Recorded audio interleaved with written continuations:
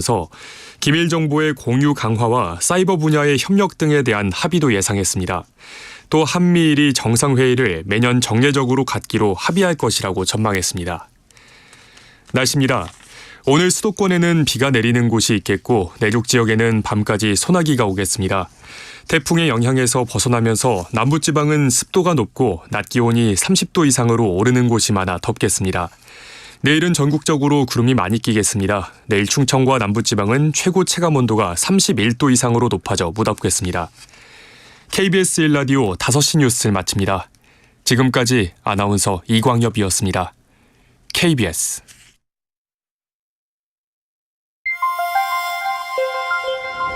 대한민국 중심 채널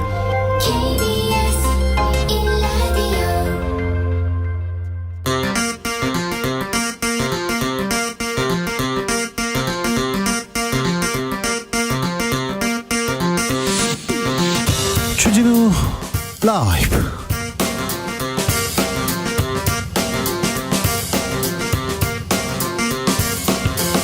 (2023년 8월 11일) 금요일입니다. 안녕하십니까, 주진우입니다. 더불어민주당 이재명 대표가 직접 이끄는 민생 연석회의가 출범했습니다. 민생을 챙기는 자리였는데요, 첫 회의 안건으로는 지역화폐가 올랐다고 합니다. 그런데 윤석열 정부 들어서 지역화폐 예산 거의 삭감됐는데 어떻게 챙긴다는 것인지 김남근 변호사에게 자세한 계획 들어봅니다. 우여곡절 끝에 잼버리가 오늘 막을 내립니다.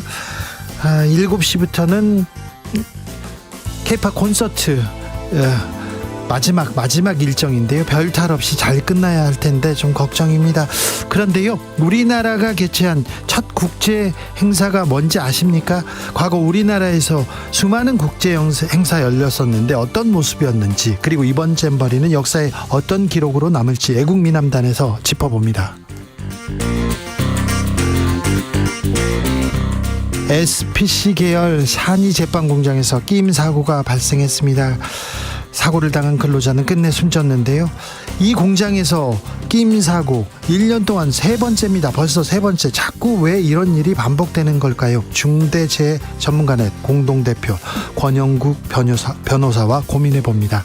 나비처럼 날아 벌처럼 쏜다. 여기는 주진우 라이브입니다. 오늘도 자중자애, 겸손하고 진정성 있게 여러분과 함께 하겠습니다. 잠시 후 5시 30분부터 6시까지 잼버리 대회 폐영식이 열립니다. KBS 월드 유튜브 채널에서 중계합니다. 그리고 7시에서 9시까지는 K-팝 콘서트가 진행되는데 잼버리의 마지막 행사입니다. KBS ETV에서 생중계됩니다. 여러분이 또 함께 해주십시오. 무사히 잘 마쳐야 될 텐데, 가는 길 별탈 없어야 될 텐데 이런 생각 많이 하셨죠? 지나가다 잼버리 대원들 만났어요. 그래서 미안하다고 했어요. 밥 사줬어요. 그런 분들도 많은데요. 끝까지 잘 마치고 잘 돌아가라고 응원 메시지 한번 보내보자고요. 잼버리 대표단 그리고 잼버리 대원들에게 한마디 보내주십시오. 문자는 샵 9730, 짧은 문자 50원, 긴 문자는 100원이고요. 콩으로 보내시면 무료입니다. 그럼 주진우 라이브 시작하겠습니다.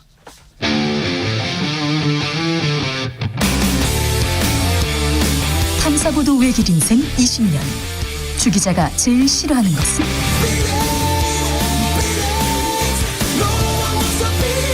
이 세상에서 비리와 부리가 사라지는 그날까지, 오늘도 흔들림 없이 주진우 라이브와 함께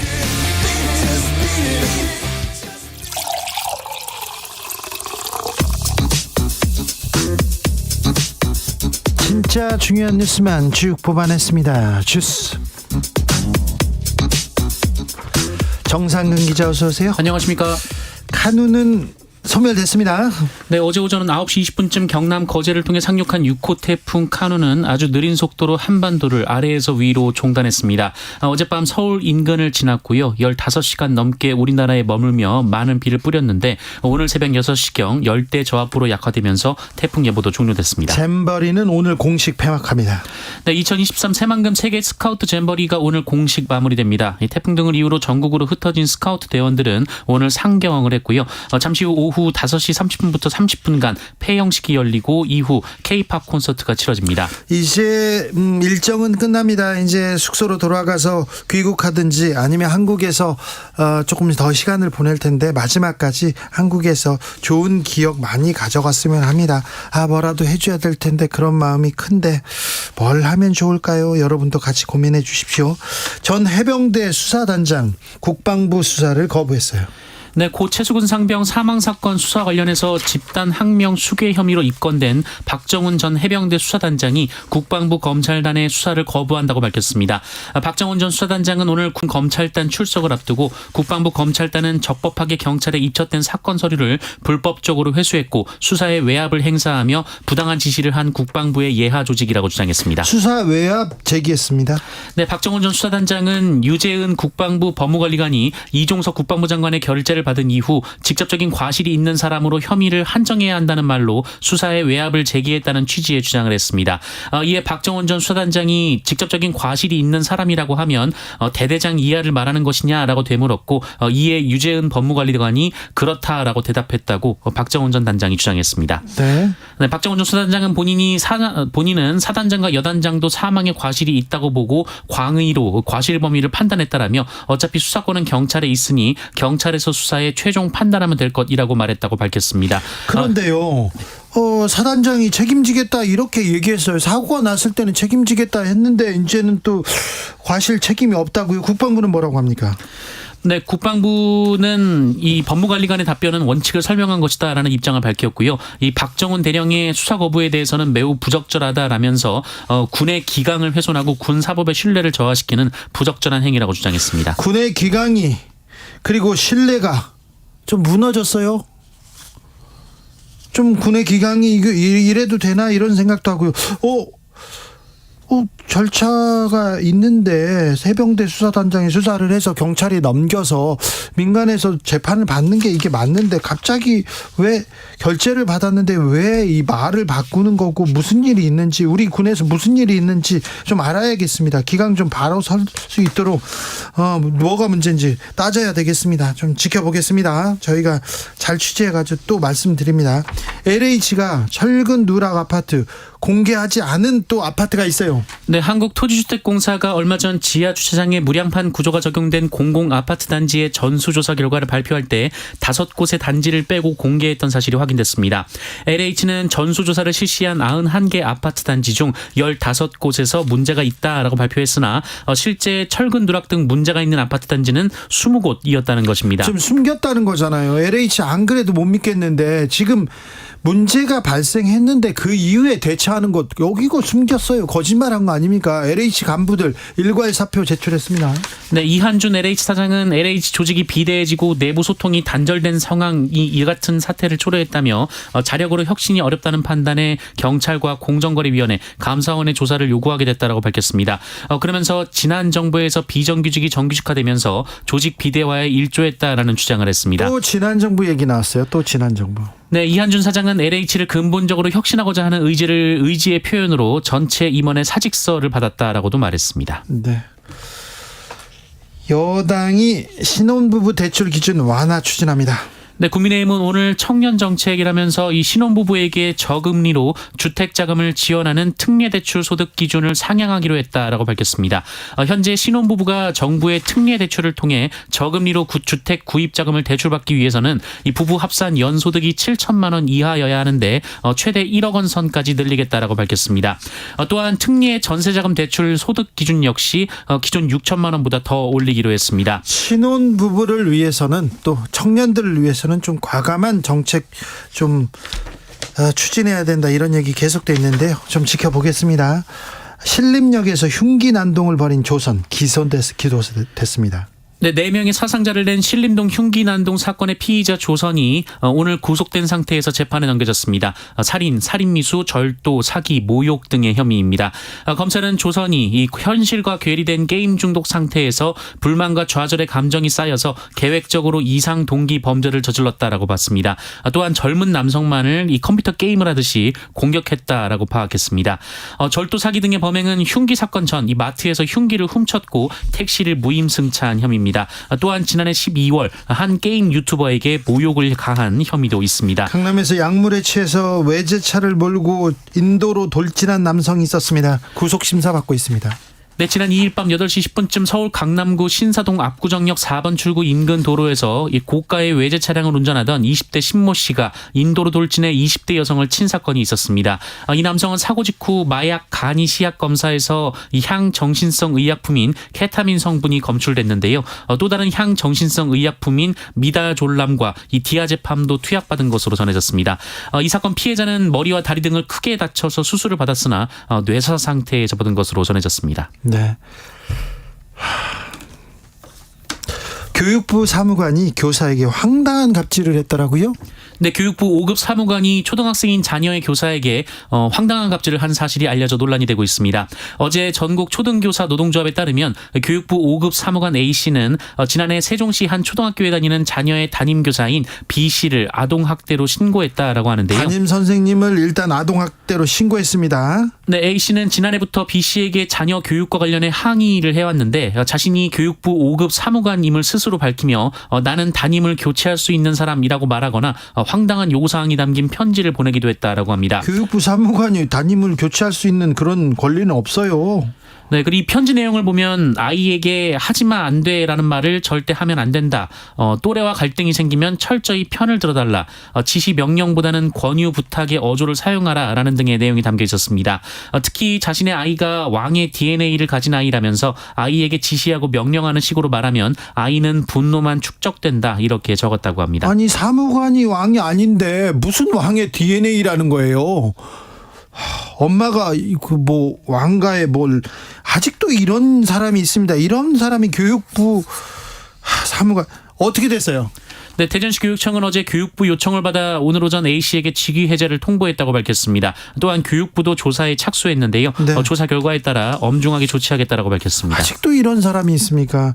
담임교사를 또 아동학대로 신고했다고요? 왕으로 이렇게 모셔주지 않아서 어찌된 일인지 좀 살펴보겠습니다. 주스 정상근 기자와 함께했습니다. 감사합니다. 고맙습니다. 스카우트 끝나가는데 스카우트 대원들한테 마지막으로 응원 메시지 보내고 있습니다. 0147님 젊은 시절 5년간 스카우트 지도자 생활을 했습니다. 그러셨어요. 이번 잼버리 참가한 대원들 너무 안쓰럽고 고생 많았어요. 마지막까지 첫째도 안전 둘째도 안전하게 즐기고 돌아가길 기원합니다. 새만금에 비가 많이 왔더라고요. 태풍 영향으로. 그런데 물이 안 빠지더라고요. 거기에 뒀으면 어쩔 뻔했어요. 큰일 나겠다 생각했는데 그래도 안전사고 없이 큰 사고 없이 오늘 그 폐막 맞아서 좀 다행이다 이런 생각합니다. 7419님 세계 잼버리 대원들 미안했지만 부디 한국 좋은 기억으로 남아있길 바라는 마음입니다. 처음에 좀 대회는 엉망이었어요.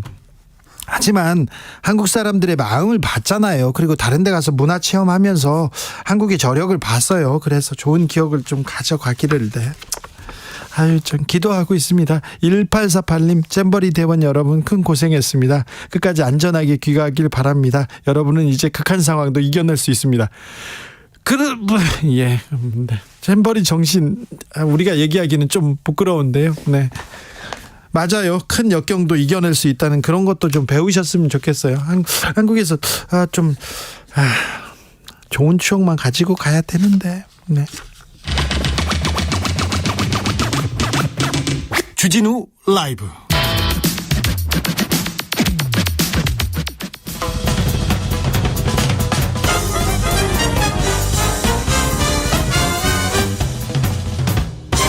훅 인터뷰.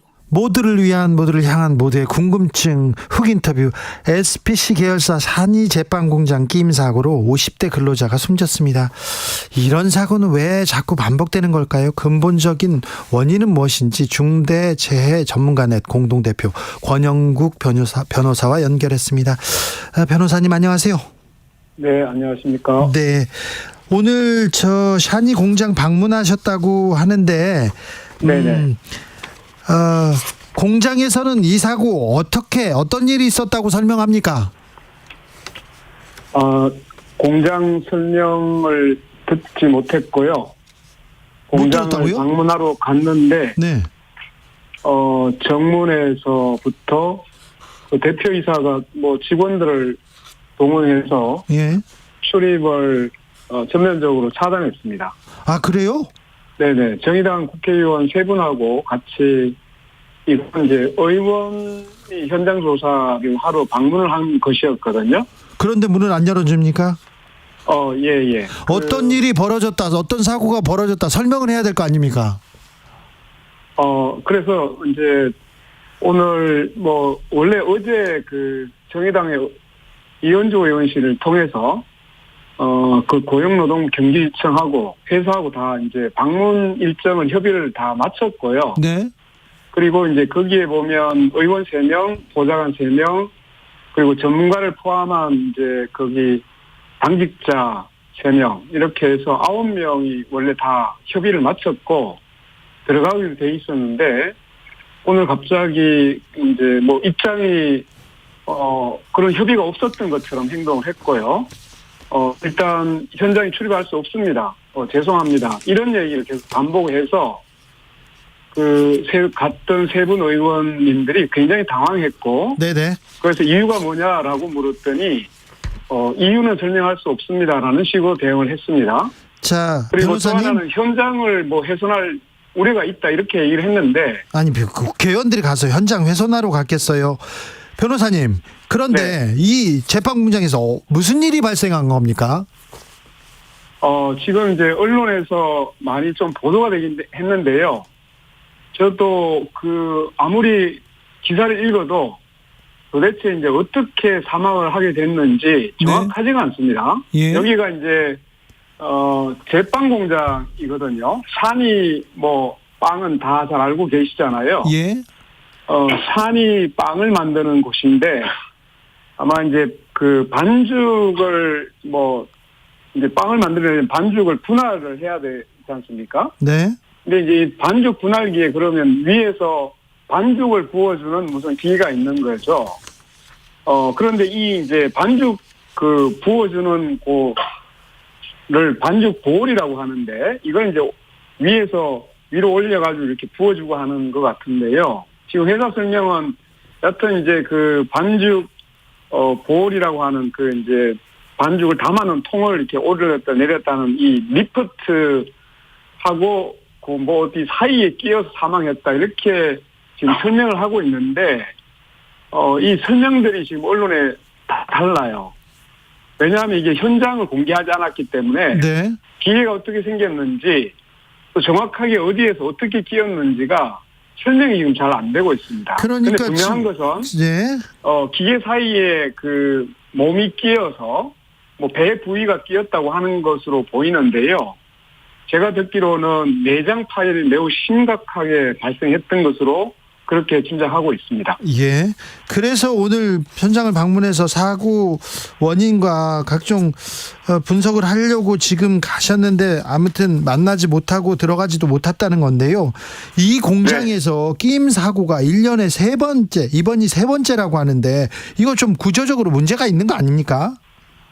심각합니다. 지금 우리가 작년 10월 달에 네. SPC 계열사인 SPL 공장에서도 그때 이제 소스 배합기라는데 20대 노동자가 그걸 끼어서 사망을 한 사고가 있었잖아요. 그렇죠. 근데 여기 똑같은 계열사거든요. SPC 계열사인데 네. 이미 작년 10월 달에 손가락에 끼어서 절단이 됐고 네. 또 올해 7월 달에 또 손가락이 끼어서 절단되는 사고가 이미 2번 발생했고요. 그리고 이제 이번에 끼임 사고는 3번째 발생한 겁니다. 그러니까 이것은 끼임 사고가 매우 구조적으로 발생하고 있다는 사실을 암시하고 있는 것이죠. 그렇죠. SPC그룹 계열사 산업재해가 5년 사이에 37배 증가했다 이런 보고도 나왔습니다. 이거 네네. 좀 구조적인 문제인데 네. 이 회사에서는 안전을 위해서 뭘 안 하는 것 같아요. 그러면 정부 감독해야 하지 않습니까? 근로 감독해야 될 거 아닙니까?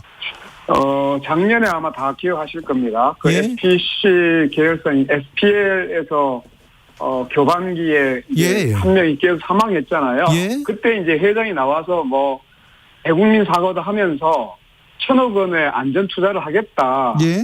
개발되지 않도록 하겠다. 이렇게 약속까지 했잖아요. 네.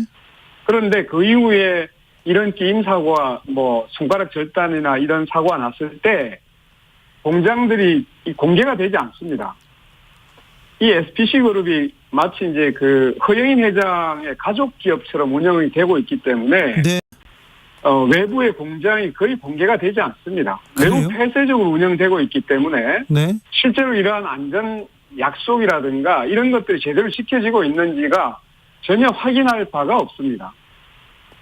파리바게트도 아시겠지만 네. 예전에 이미 이제 불법 파견 문제로 예. 사회적 합의를 했다가 사람들의 관심이 이제 점점 작아지니까 사회적 파괴죠. 합의를 완전히 다 뒤집었잖아요. 예.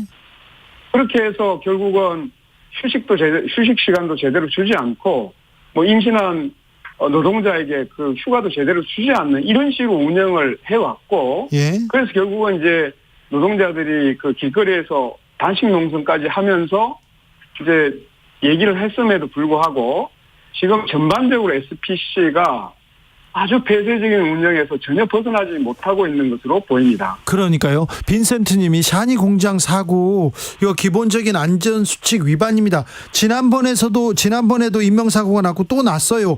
샤니 이 SPC한테는 뭘 좀 구체적인 제재를 가해야 되는 거 아닙니까? 여기서 계속해서 노동자가 숨지는 너무 실망스럽습니다. 네? 맞습니다. 이제는 이미 사람이 장애에 죽었고 예. 또 연이어서 끼임 사고가 계속 중상이 발생하고 있었잖아요. 예. 이러면 정부나 노동 철저하게 감독을 하고 예. 여기에 대한 책임을 물어야 되는데 예. 오늘 현장을 갔잖아요. 네. 근데 중부고용노동청장이 거기 와 있었는데 네. 국회의원들하고 방문달의 출입 문제 하나도 제대로 해결하지 못해서 쩔쩔매고 있습니다. 회사가 허락하지 않으면 들어갈 수 없다는 식으로 이게 도대체 그 노동이 감독 당국인지 예. 조사 당국인지 그래서 너무 화가 나서 조사 권한을 발동하라라고 하는데도 회사 눈치만 보고 있는 겁니다. 이렇게 해가지고 무슨 감독을 할 수 있는지 저는 너무 실망했습니다. 이지태님께서 국민이 죽어도 신경 쓰는 데가 없습니다. 책임지는 사람이 없어요. 샤니 쪽에서 이 SPC 이 회사에서는 책임을 안 지는 것 같은데 수사는 잘 되고 있는가요? 수사는 잘 이루어질 수 있을까요? 외부에서 우리가 이제 국회의원들이면 적어도 국내 대표기관이지 않습니까? 네.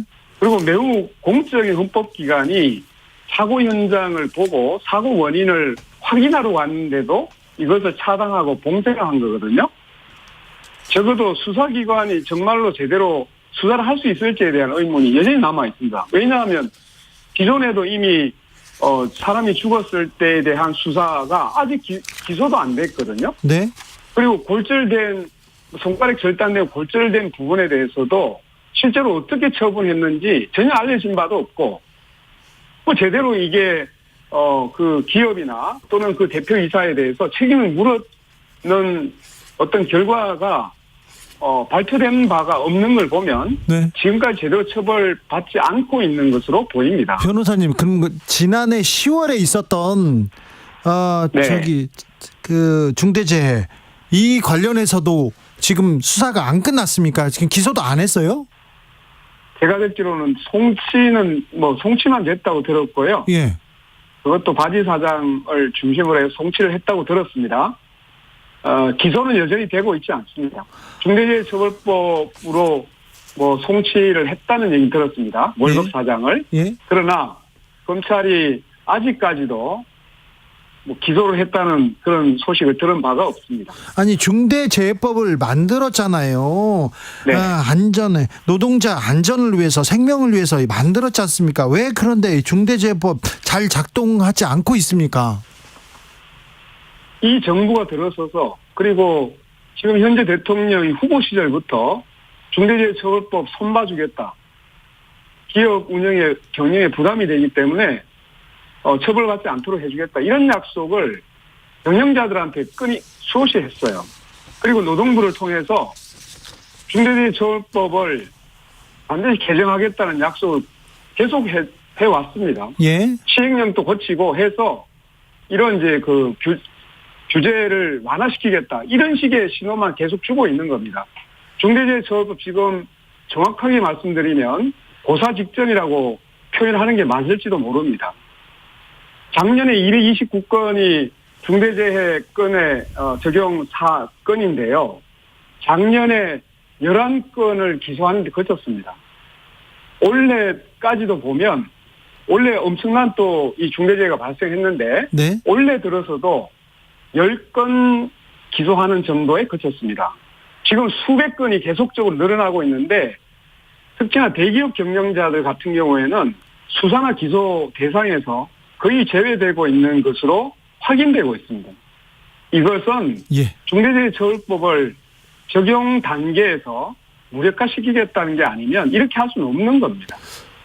금은동화님께서 개선된 게 하나도 없네요. 그러게요. 달라진 게 하나도 없습니다. 산업재해, 노동자 사망 사고는 막아야 될 거 아닙니까? 좀 막아야 네. 되는데 정부 차원에서 어떤 대책을 마련하라 이렇게 조금 조언하시겠습니까? 외치시겠습니까? 이번 잼버리 사태 때 이제 잼버리 문제가 생기니까 예. 대통령이 나서서 이렇게 얘기했습니다. 그게 무제한적으로 예. 냉방토스하고 냉동탑사 제공하라 이렇게 얘기를 하지 않습니까? 예, 예. 그럼 이렇게 노동자들이 사망하고 죽어가면 대통령이 나서서 얘기를 해야 되잖아요. 네. 법 제대로 적용해라. 예. 법 제대로 집행하라. 네. 지금 있는 법 제대로 적용해도 됩니다. 그런데 대통령이 나서서 처벌법, 법을 개정하겠다, 개헌하겠다는 거죠. 이런 신호만 계속 주고 있는 겁니다. 이러니 도대체 이런 사망사고가 줄 수가 없지 않습니까? 예. 너무 화가 납니다. 네. 김광섭님께서 샤니 생명을 너무 경시하네요 얘기합니다. SPC 특별히 생명을 경시한다 이렇게 안전을 경시한다 이렇게밖에 볼 수 없어요. 예, 맞습니다. 제가 SPC 그룹이나 그 계열사의 상황을 보니까 노동자들을 거의 기계 취급하는 것으로 보입니다. 실제로 1년 내내 기계를 멈추지는 않습니다. 그리고 청소를 할 시간도 그리고 노동자들이 제대로 자신의 안전을 돌볼 수 있는 이런 식의 어떤 휴식이나 이런 것들이 제대로 제공되는지 또 안전 수칙을 또는 안전 매뉴얼을 제대로 갖추고 있는지 이런 게 전부 다 안개 속입니다. 제대로 공개된 게 하나도 없습니다. 네, 좀 너무 안타깝네요. 이 SPC 상황을 들여다보는데 작년에도 이 뉴스를 전했는데 거의 비슷한 뉴스를 또 전해야 된다니. 회장이 나와서 머리 숙이면서 1,000억 원의 안전 투자를 한다고 했는데 도대체 어디에다가 투자를 했는지 정말 알 길이 없습니다. 네. 참 안타까운 뉴스 전해드렸습니다. 중대재해전문가넷 공동대표 권영국 변호사였습니다. 감사합니다. 네, 고맙습니다. 교통정보센터 다녀오겠습니다. 이현 씨. 네, 오늘 서울 상암동 월드컵 경기장 주변으로 교통 통제 구간이 많습니다. 금요일이라 퇴근 정체도 심한 날인데요. 이쪽으로 가실 분들은 반드시 기억을 하시는 게 좋겠습니다. 잼버리 K-팝 콘서트 관계로 주변 통제 계속되고 있고요. 주변 길들이 많이 밀리고 있으니까요. 참고해서 운행하시면 좋겠습니다. 고속도로는 경부고속도로 부산 쪽으로 특히 충청권 정체 길게 이어지는데요. 망양 휴게소에서 천안 휴게소 쪽으로 20km 구간에서 막히고 있습니다. 또 옥산 휴게소 부근에서는 사고를 처리 중이라 1km가량 여파를 받고 있고요. 중부 내륙고속도로 창원 쪽으로 가신다면 문경 2터널 부근에서 사고 발생했습니다. 2km가량 영향을 받고 있습니다. 그리고 평택 시흥고속도로 시흥 쪽으로 조안부터 막힌 차량들 송산 마도 쪽으로 14km 구간 답답합니다. KBS 교통정보센터였습니다.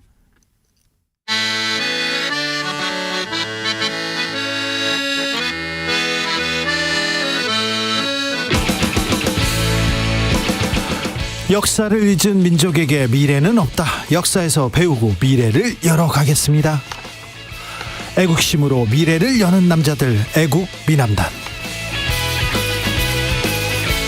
애국미남단 1호 단원입니다. 역사학자 전우영 교수 오셨습니다. 어서 오세요. 네, 안녕하세요. 네, 태풍 피해는 없으시죠? 뭐 저는 괜찮았습니다. 아이고, 네, 다행입니다. 큰 피해 없이 이렇게 지나가서 피해가 없는 건 아닙니다. 그런데 네, 걱정했는데 지나가서 다행입니다. 아무튼 수해 피해, 태풍 피해 입으신 분들 좀 아무쪼록 빨리 이렇게 다시 일어나시기를 기원하겠습니다. 국제 행사에 대해서 잼버리 때문에 관심이 많아요. 어떻게 잼버리 어떻게 보셨어요? 우리가 1988년 서울 올림픽 네. 치르고 나서 예. 전 세계인을 우리나라로 불러들여서 네. 치른 행사를 무수히 했죠. 뭐 잘했죠. 월드컵 2번, 네. 월드컵 월드컵 한 2번, 번. 월드컵 한 번, 그 다음에 G20 정상회담이라든가 네. 뭐 굉장히 많이 했어요. 그리고 아시안 게임 엑스포 할 때마다. 할 때마다 뭐 경제 효과가 몇 조 원이니 몇 천억 원이니 이런 얘기를 했었고. 맞아요. 그리고 나서 꼭 이제 마지막에는 이제 성공적으로 치러냈다고 자평할 수 있는 그런 행사들이었잖아요. 근데 좀 잘했어요, 다. 예, 다. 별 문제 없이. 이번 잼버리는 그런 역사에서 비춰보자면, 네. 한번 다른 건이 있긴 했었습니다만 이따 말씀드릴게요. 근데 우리가 치른 국제 행사로서 성공적으로 치렀다고 얘기하기에 부끄러운 네. 역사상 첫 번째 행사가 되지 않을까 그러게요. 싶습니다. 역사에 남을 만한 행사였던 것 같습니다. 그런데요, 선생님, 예. 우리나라가 역사적으로 국제 행사를 언제부터 치렀습니까? 그러니까 그게 이제 좀 얘기를 해보자면 네. 국제 행사가 가능해지려면 네. 원래 두 나라만 모여도 엄밀하게는 국제 행사라고 할 수 있지만 그렇긴 하네요. 그런데 예컨대 한국 연구재단의 지침에 따르면 네. 3개국 이상이 모여야 국제학술회의가 된다. 이제 이렇게 돼 있어요. 그런 네. 것들처럼 3개국 이상이 모이는 걸 국제 행사라고 보통은 얘기를 합니다. 네. 2개국만 모이는 건 아니고. 네. 근데 그게 가능하려면 특히 좀 원거리에 떨어져 있는 나라들끼리 모이는 게 가능하려면 나라 대표들끼리 모이는 게 가능하려면 먼저 교통편, 예. 두 번째 숙박시설 이런 것들이 좀 나아져야 돼요. 네. 너무 힘들지 않아야 되는 거죠. 그래서 이건 19세기 말에 나서나 이제 국제 행사라는 이름의 행사들이 가능해져요. 그러니까 뭐 구베르팅이 근대 올림픽을 창설한 것도 그 무렵의 일이었고요. 네. 그러니까 우리나라가 처음 참여한 국제 행사는 지난번에도 한 차례 말씀을 드렸습니다마는 1896년 러시아 니콜라이 2세 대관식의 민영환 일행을 대표로 파견한 것. 예. 두 번째로 1897년 영국 빅토리아 여왕 측의 60주년 기념행사에 역시 민영환 일행을 대표로 파견한 것. 네. 1893년 시카고 박람회에 이제 조선관을 설치한 것, 1900년 파리 만국 박람회에 대한제국관을 설치한 것, 이 정도의 경험들을 갖춰졌어요. 예. 그래서 국제 행사가 이제 그런 식으로 가능하다는 것을 알게 되니까 네. 1902년에 우리도 국제 행사를 한번 치르려고 시도한 적이 있어요. 그래요? 그게 지금 이제 서울 광화문 교보빌딩 앞에 가면 기념비전이라는 건물이 서 있어요. 네. 서울 시민들도 제가 겪어본 바로는 대다수가 그게 뭘 기념하는 기념일인지 모르시더라고요. 예. 그게 정확한 명칭이 황제 어극 40년 망육순 친경기념비송이라고 해서 좀 길죠. 고종 황제. 고종의 즉위 40년 나이 51세가 되는 것을 기념해 세운 그 비석을 모시는 전각 이런 뜻이에요. 아, 그렇군요. 예. 1902년이 고종 즉위 40년이니까 고종이 빅토리아 여왕 즉위 60주년 기념 행사가 영국의 예. 국민들의 이른바 애국하는 마음, 충분 애국하는 마음을 북돋우고 국제적 교류의 무대가 될 수 있다는 것을 알고 아하. 우리나라에서 그 행사를 국제 행사로 치르려고 했어요. 네. 그래서 미국, 영국, 프랑스, 러시아, 청나라, 일본 6개국의 거의 사정을 해서 특사 파견 약속을 받고 그 몇 년 전부터 네. 이 행사를 치르기 위한 준비를 굉장히 어떻게 보면 속도전식으로 진행을 했어요. 그게 아마 우리 역사상 이제 도시 개조, 도시 개발의 속도전 그러면 그게 처음이었던 것 같아요. 그래요? 그 무렵에 그걸 준비하는 과정에서 일어난 일들을 개략적으로 말씀을 드리면 종로변에 있었던 상가 건물, 시장 건물들을 전부 이제 기와집으로 바꾸고요. 오. 그 다음에 그 가운데에 전차를 놨어요. 아, 그래요? 이 전차는 아시아에서 두 번째로 놓인 도시 전차예요. 네. 그러니까 뭐 중국에도 없었을 때, 네. 일본에도 교토에 단일랑 하나 있었을 때 네. 서울에 전차가 놓였었고요. 그 다음에 전등 가설을 해서 전등도 놓았죠. 예. 그 다음에 경운궁 내에 정관원이라든가 돈덕전이라든가 중명전이라고 하는 서양식 석조 건물들을 지어서 외국 손님들을 맞이하게 했었고요. 준비를 많이 했네요. 굉장히 많이 했어요. 그다음에 지금 야주계라고 부르는 저 광화문 언덕배기에 극장을 하나 지어서 외국인을 위한 공연장을 만들었고, 독일인 프란츠 에케리트를 초빙해서 군악대 서양식 관현악단을 조직해서 그 사람들한테 대접하려고 준비를 했었고요. 네. 경희궁 내에 이제 그 군대 네. 사열을 위해서 네. 그 저 의장대 사열 예. 훈련을 계속했었고요. 대단히 준비 많이 했네요. 종로변에 그 유명한 지금 YMC 건물 옆에 예. 장안빌딩이라고 나중에 이제 이름이 바뀐 적이 있다가 헐렸는데, 한성 전기회사 사옥이라고 해서 역시 2층에 이제 벽돌 건물을 지어 올리고, 굉장히 서울을, 그래서 이사벨라 버드 비숍이 그때 그 무렵에 서울에 와가지고 도대체 물과 몇 년 사이에 이렇게 달라질 수가 있느냐 할 만큼 네. 엄청난 준비를 했었죠. 준비 잘했네요. 많이 했고, 예. 또 막상 이제 이 사람들 잔치를 베풀어야 되니까 네. 프랑스에서 이제 그 식탁, 의자, 와인, 그다음에 이제 와인 글라스, 그 접시, 다 가져왔어요? 포크 나이프까지 다 수입해서 갖다 놓고, 네.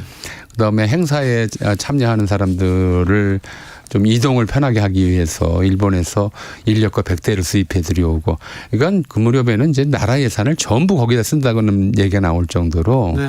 엄청나게 준비를 했었어요. 네. 그래서 1902년 9월로 예정돼 있었는데 네.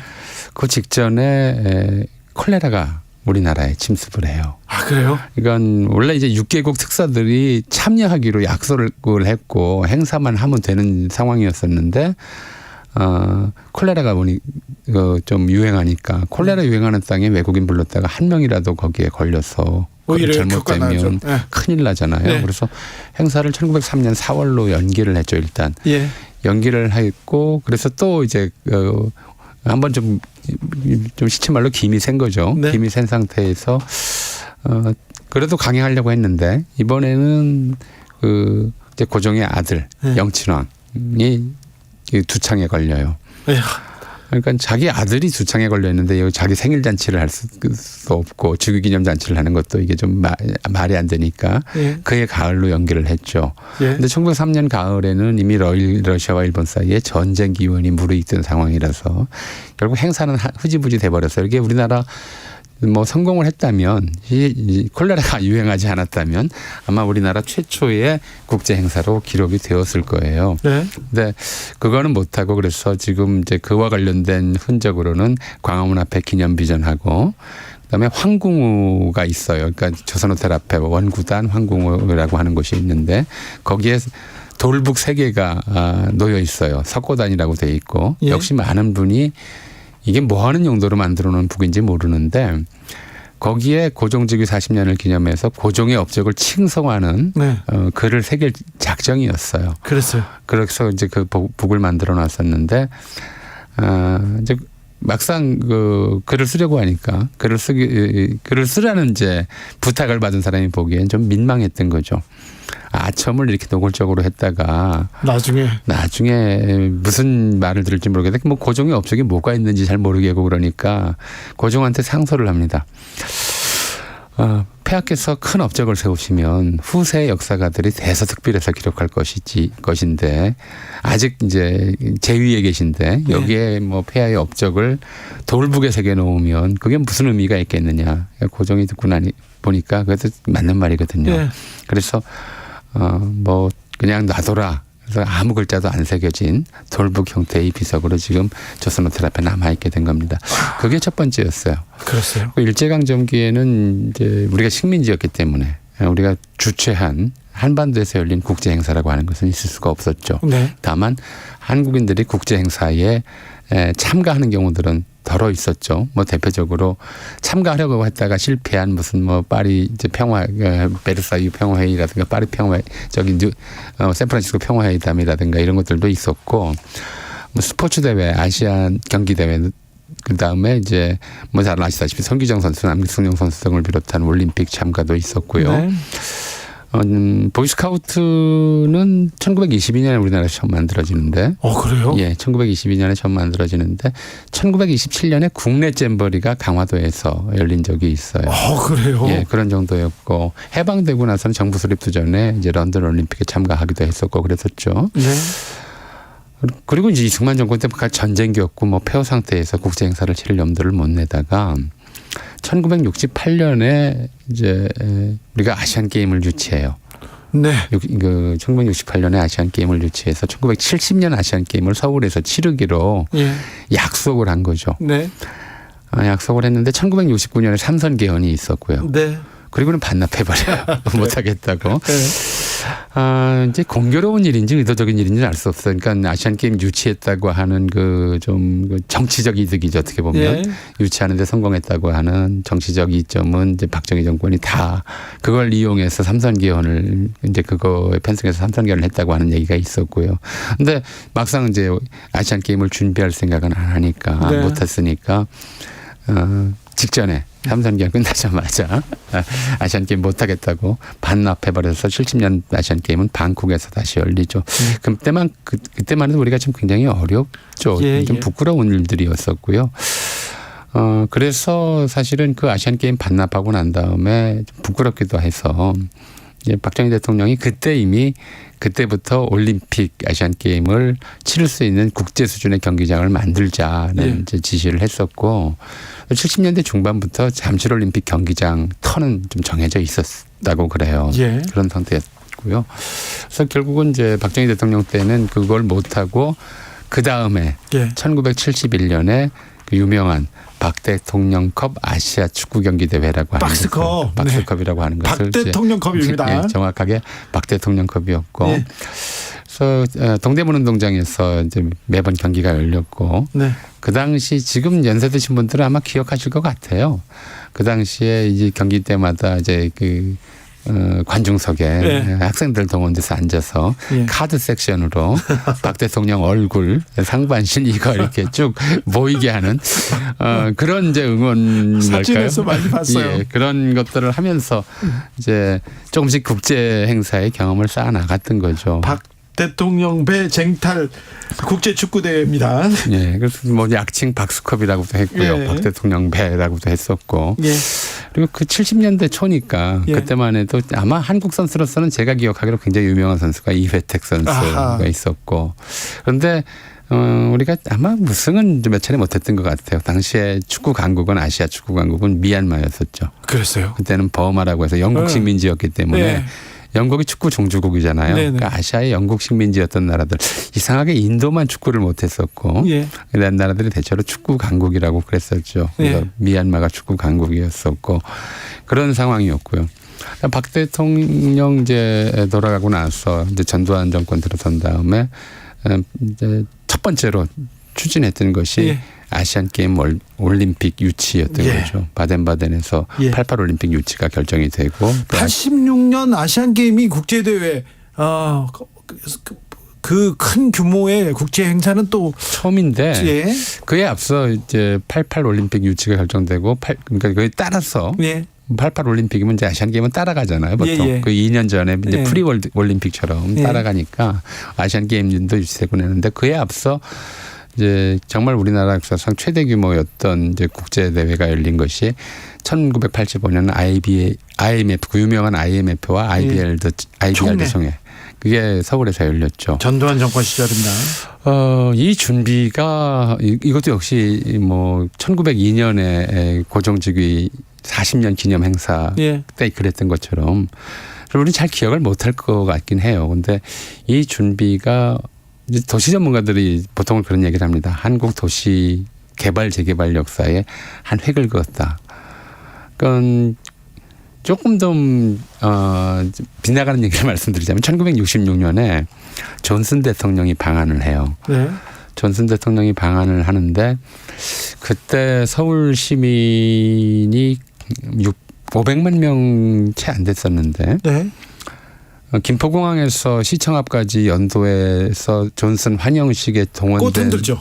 동원된 사람의 수가 320만 명이었어요. 320만 명이요? 네. 길거리에서요? 길거리에서 공항에서 시청 앞까지 그렇게 현대에 몰려서서 저 전두환 노태우 정권만 해도 전두환 대통령이 아프리카를 어디를 방문했다 돌아오지 않습니까? 예. 그러면 그 초등학생들, 중학생들 다 나가서 꽃 흔들어야 됩니다. 그런데 320만 명이나 모였다고요? 예, 그때 우와. 존슨 대통령은 이제 한국에 오기 전에 네. 저 인도네시아나 이 동남아시아 일대를 좀 방문을 했었고 예.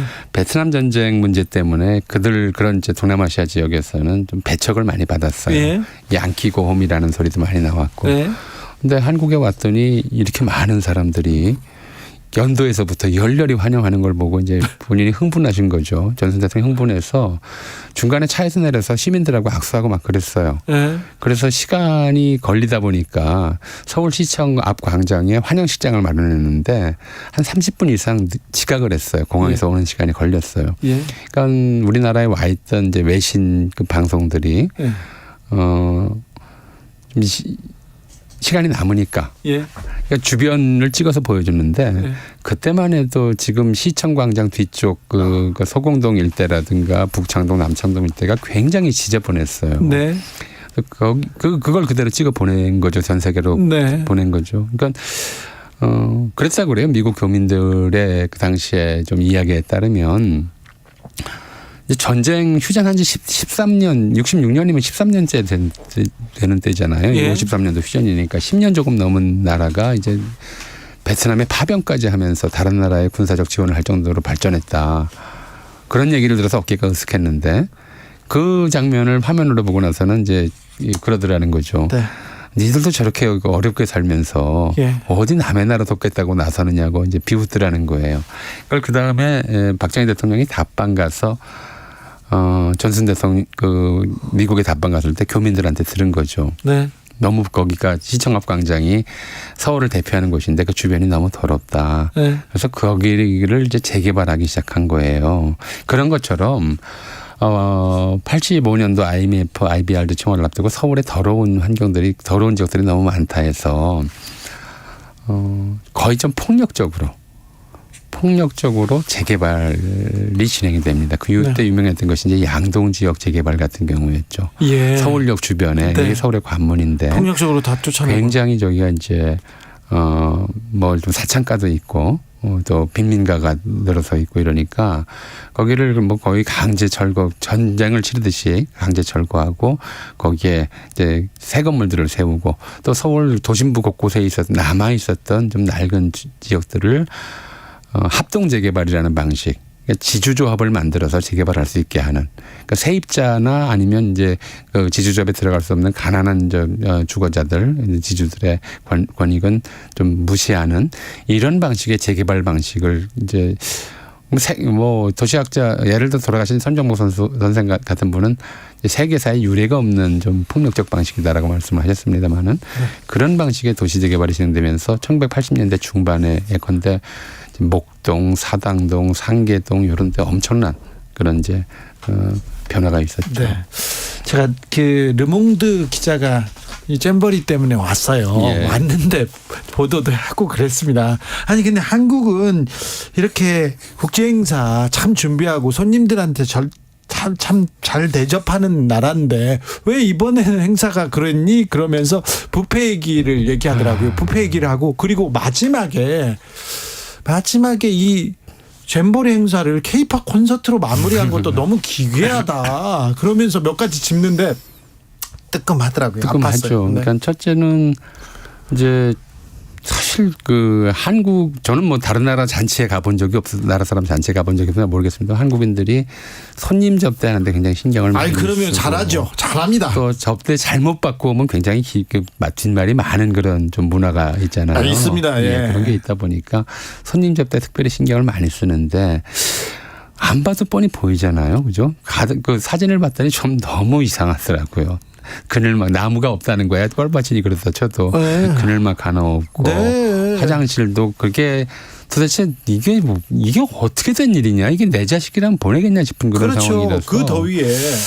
사실 여부를 떠나서 남이 볼 때는 충분히 이제 부패, 이제 횡령 여부를 의심할 수 있을 만한 상황이었다 싶은 거고요. 네.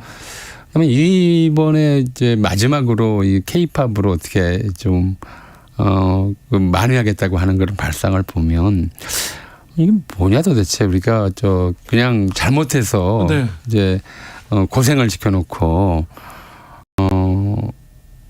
무슨 우리 한국의 K-팝 스타들이 이제 뇌물로 제공하는 것처럼 입 다물어라 이거 줄 테니까 하는 것처럼 그런 느낌이 들 만큼 한국 K-팝에도 이게 도움이 안 될 뿐더러 이제 행사 자체에 대해서 우리가 뭔가 좀 이렇게 그 참가자들한테 책임 있는 뭐 사과든 뭐든 이게 필요할 텐데 그런 게 전혀 없는 것 같아요. 저도 그 부분이 좀 예. 문제였던 것 같아요. 좀 예. 책임 있는 분이 나와서 우리가 좀 미숙했고 잘못했다. 예. 이 부분은 잘못했다. 하지만 이렇게 나머지는 즐겨달라. 나머지 한국에 대해서 이런 그 생각을 가져달라고 다른 얘기를 좀 더 하고 좀 사정을 솔직하게 얘기하고 뭐 우리가 준비가 미흡했든 아니면 뭐 어떤 문제가 있었던 간에 우리가 좀 그 잘못했으니까 세계연맹 총재든 조직위원장이든 그런 얘기는 해야 되는 거 아니겠어요? 그래서 그렇죠. 마음을 좀 달래고 나서 뭘 해야 되는 건데 네.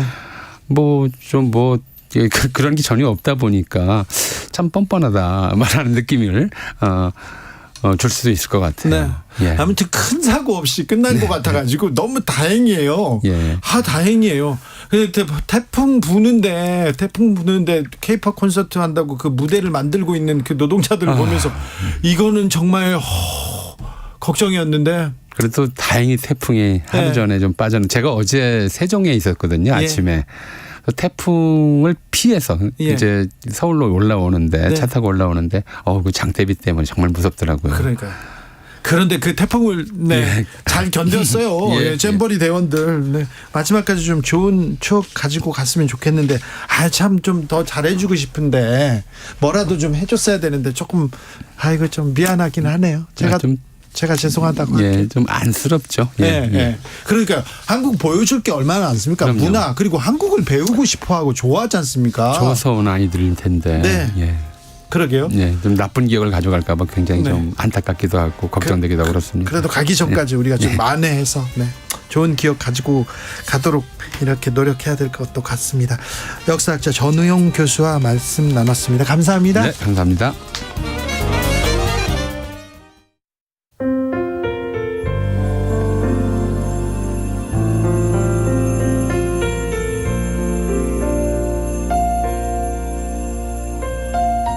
KBS 라디오 연중기획 희망충전 대한민국 546번째 이야기.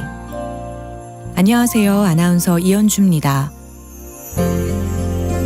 엄마, 빨리 나와서 집에 가고 싶어요.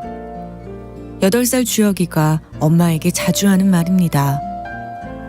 작년 봄 초등학교에 갓 입학한 주혁이는 단순한 감기 증세로 방문했던 병원에서 소아암 판정을 받았는데요. 총 5번의 항암 치료 중 4번째 치료를 앞둔 얼마 전 폐에 또 다른 곰팡이균이 발견됐습니다. 지금은 격리실에서 진균 치료를 받는 주혁이. 그동안 씩씩하게 버텨왔지만 예상보다 길어지는 치료에 주혁이의 몸과 마음도 지쳐가고 있는데요. 다니던 직장을 그만두고 주혁이 곁을 지키고 있는 엄만 기약 없는 투병 생활과 쌓여가는 병원비 걱정에 마음이 무겁기만 합니다. 주혁이와 엄마가 건강한 모습으로 돌아올 수 있도록 여러분이 두 손을 꼭 잡아주세요. 여러분의 따뜻한 손길이 희망의 빛이 됩니다. ARS 060-700-1580 060-700-1580 한 통화 3,000원으로 희망을 선물해주세요. KBS 라디오 연중기획 희망충전 대한민국은 초록우산 어린이재단, 인탑스 주식회사, 그리고 청취자 여러분과 함께합니다. ARS 060-700-1580 한 통화 3,000원입니다.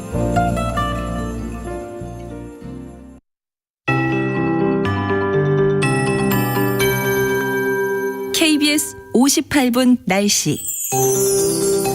태풍 카누는 오늘 새벽 6시에 북한 평양 부근에서 열대저압부로 약화했지만 내일 오후까지 수도권 중심으로 비나 빗방울이 곳에 따라 예상됩니다. 그 밖에 강원 영서 남부와 충청, 남부 내륙으로는 오늘과 내일 소나기가 지나겠습니다. 양은 전국이 5에서 40mm가량이 되겠고요. 내일뿐만 아니라 모레도 서울을 포함한 곳곳으로 내륙 중심으로 또 소나기 예보가 들어있으니까 참고하시기 바랍니다. 양은 전국이 5에서 40mm인데요. 일요일은 따로 또 5에서 20mm로 전망이 되고요. 내일 새벽까지는 중부 서해안에 강한 바람이 불겠고 동해안은 당분간 너울성 파도가 일겠습니다. 이번 태풍으로 가장 많은 비가 온 곳이 역시 태풍의 오른쪽에 위치한 강원 지역인데 속초가 402mm, 경남 양산에도 350mm의 기록적인 폭우가 관측이 됐는데요. 이제 다시 내일부터는 폭염이 고개를 드는 곳이 많습니다. 내일은 강릉을 비롯한 포항, 경주 대부분 33도 안팎을 기록하겠고요. 오늘도 강원 동해안과 일부 남부지방 최고 체감온도 33도 이상 올랐죠. 오후 4시를 기해서 폭염특보가 발표된 곳입니다. 내일도 역시 충청과 남부, 모레는 전국 대부분 이렇게 최고 체감온도 33도 이상 보일 가능성이 높겠습니다. 지금 서울 기온 25도입니다. 최영우였습니다.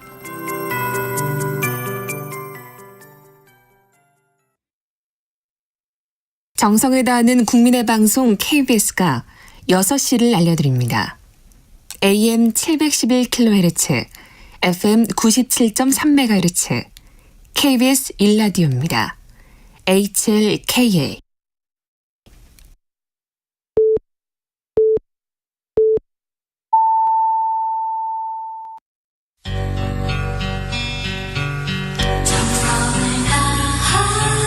정성을 다하는 국민의 방송 KBS 주진우 라이브. 그냥 그렇다고요. 이 시각 라디오 정보센터 뉴스입니다. 2023 새만금 세계 스카우트 잼버리가 오늘 K-팝 슈퍼라이브 콘서트를 끝으로 막을 내립니다. K-팝 슈퍼라이브는 오늘 오후 7시 상암 월드컵 경기장에서 진행됩니다. 미국과 이란의 협상 타결에 따라 한국에 동결돼 있던 이란 자금이 스위스 은행으로 이체됐다고 이란 국영 IRNA 통신이 보도했습니다. 우리나라와 이란 관계에도 청신호가 켜졌다는 분석이 나오고 있습니다. 이달 들어 10일까지 수출 금액이 1년 전보다 15% 넘게 줄면서 수출 감소세가 10개월 넘게 이어지고 있습니다. 올해 들어 누적된 무역 수지 적자는 278억 5,200만 달러입니다. 법무부는 흉악 범죄자의 죄질에 따른 단계적 처분이 가능하도록 가석방이 허용되지 않는 무기형을 도입하는 내용을 담은 형법 개정안을 다음 주 입법 예고하겠다고 밝혔습니다. 지금까지 라디오 정보센터 조진주였습니다.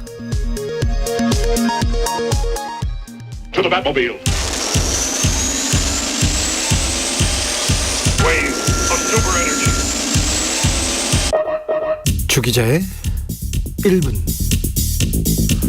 수요일날 신림역에서 한국 여성 20명 죽이겠다. 살인을 예고한 20대 남성이 있습니다. 26살 이 아무개 씨는 회칼도 구입했습니다. 온라인 게시판에 한여 죄다 묶어놓고 죽이고 싶다. 2분이면 한여충 10마리 사냥 가능하다. 이렇게 여성 혐오글 약 1,700개를 작성했습니다. 먼저 좀 알아내서 좀 뭘 할 수도 있었을 텐데 그런 생각해 봅니다. 무직 상태로 경제적으로 어려움을 겪으면서 게임과 인터넷에 빠져 지내던 중에 자신의 처지가 불행해서 이 불행은 여성들 때문이라는 혐오심이 폭발해서 범행을 실행했다. 이렇게 검찰에서는 분석했습니다. 이 남성 살인 예비, 협박, 정보통신망법 위반 혐의로 구속됐습니다. 서현역에서 금요일날 한남 20명 찌르러 간다. 이렇게 살인을 예고한 30대 여성도 있습니다. 그리고 함께 흉기 사진도 올렸는데요. 여성들이 큰 피해를 봤다고 하는 뉴스를 보고 남성들에게 보복하고자 글을 올렸다고 진술했습니다. 이 여성은 다수의 남성 혐오글을 인터넷에 올렸습니다. 이 인터넷 혐오글만 봤어도 이거 문제가 있다 이런 생각했을 텐데 이 여성도 위계에 의한 공무집행방해 및 협박 혐의로 구속됐습니다. 외로움, 어려움, 처지에 대한 비관, 그랬던 피해의식, 상대방에 대한 혐오, 적개심 폭발 이런 패턴 지속됩니다. 혐오는 힘이 셉니다. 그래서요 혐오에 대한 글을 올리지 않습니까? 그러면 반응도 뜨겁습니다. 그런데 또 정치권에서는 이를 이용합니다. 젠더 갈라치기, 남녀 혐오, 편승한 그런 전략이기도 했습니다. 이런 거를 선거 때 써먹으면 안 되는데 걱정이 컸는데 상황은 좀 더 심각해집니다. 구속 필요합니다. 그러나 엄포와 엄벌로만은 막을 수 없습니다. 압수수색과 장갑차로 더더욱 못 막습니다. 소외되고 고립된 이웃을 들러보아야 할 때입니다. 게시판에 절규하고 있는지도 모릅니다. 이 절규하는 소리 들어야 합니다. 경찰보다는 친구가 필요한 때입니다. 혐오보다는 사랑이 필요한 때입니다. 주기자 1분이었습니다. Never thought I'd feel this way. That's what friends are for. Whitney Houston, Dionne Wake, Luther Vandross, Stevie Wonder 함께했습니다. That I do believe I love you. And if I should ever go away, well then close your eyes and try to feel the way we do today. And then if you can remember, keep smiling, keep shining, knowing you can always count on me. For sure, that's what friends are for good times and bad times. I'll be on your side forevermore.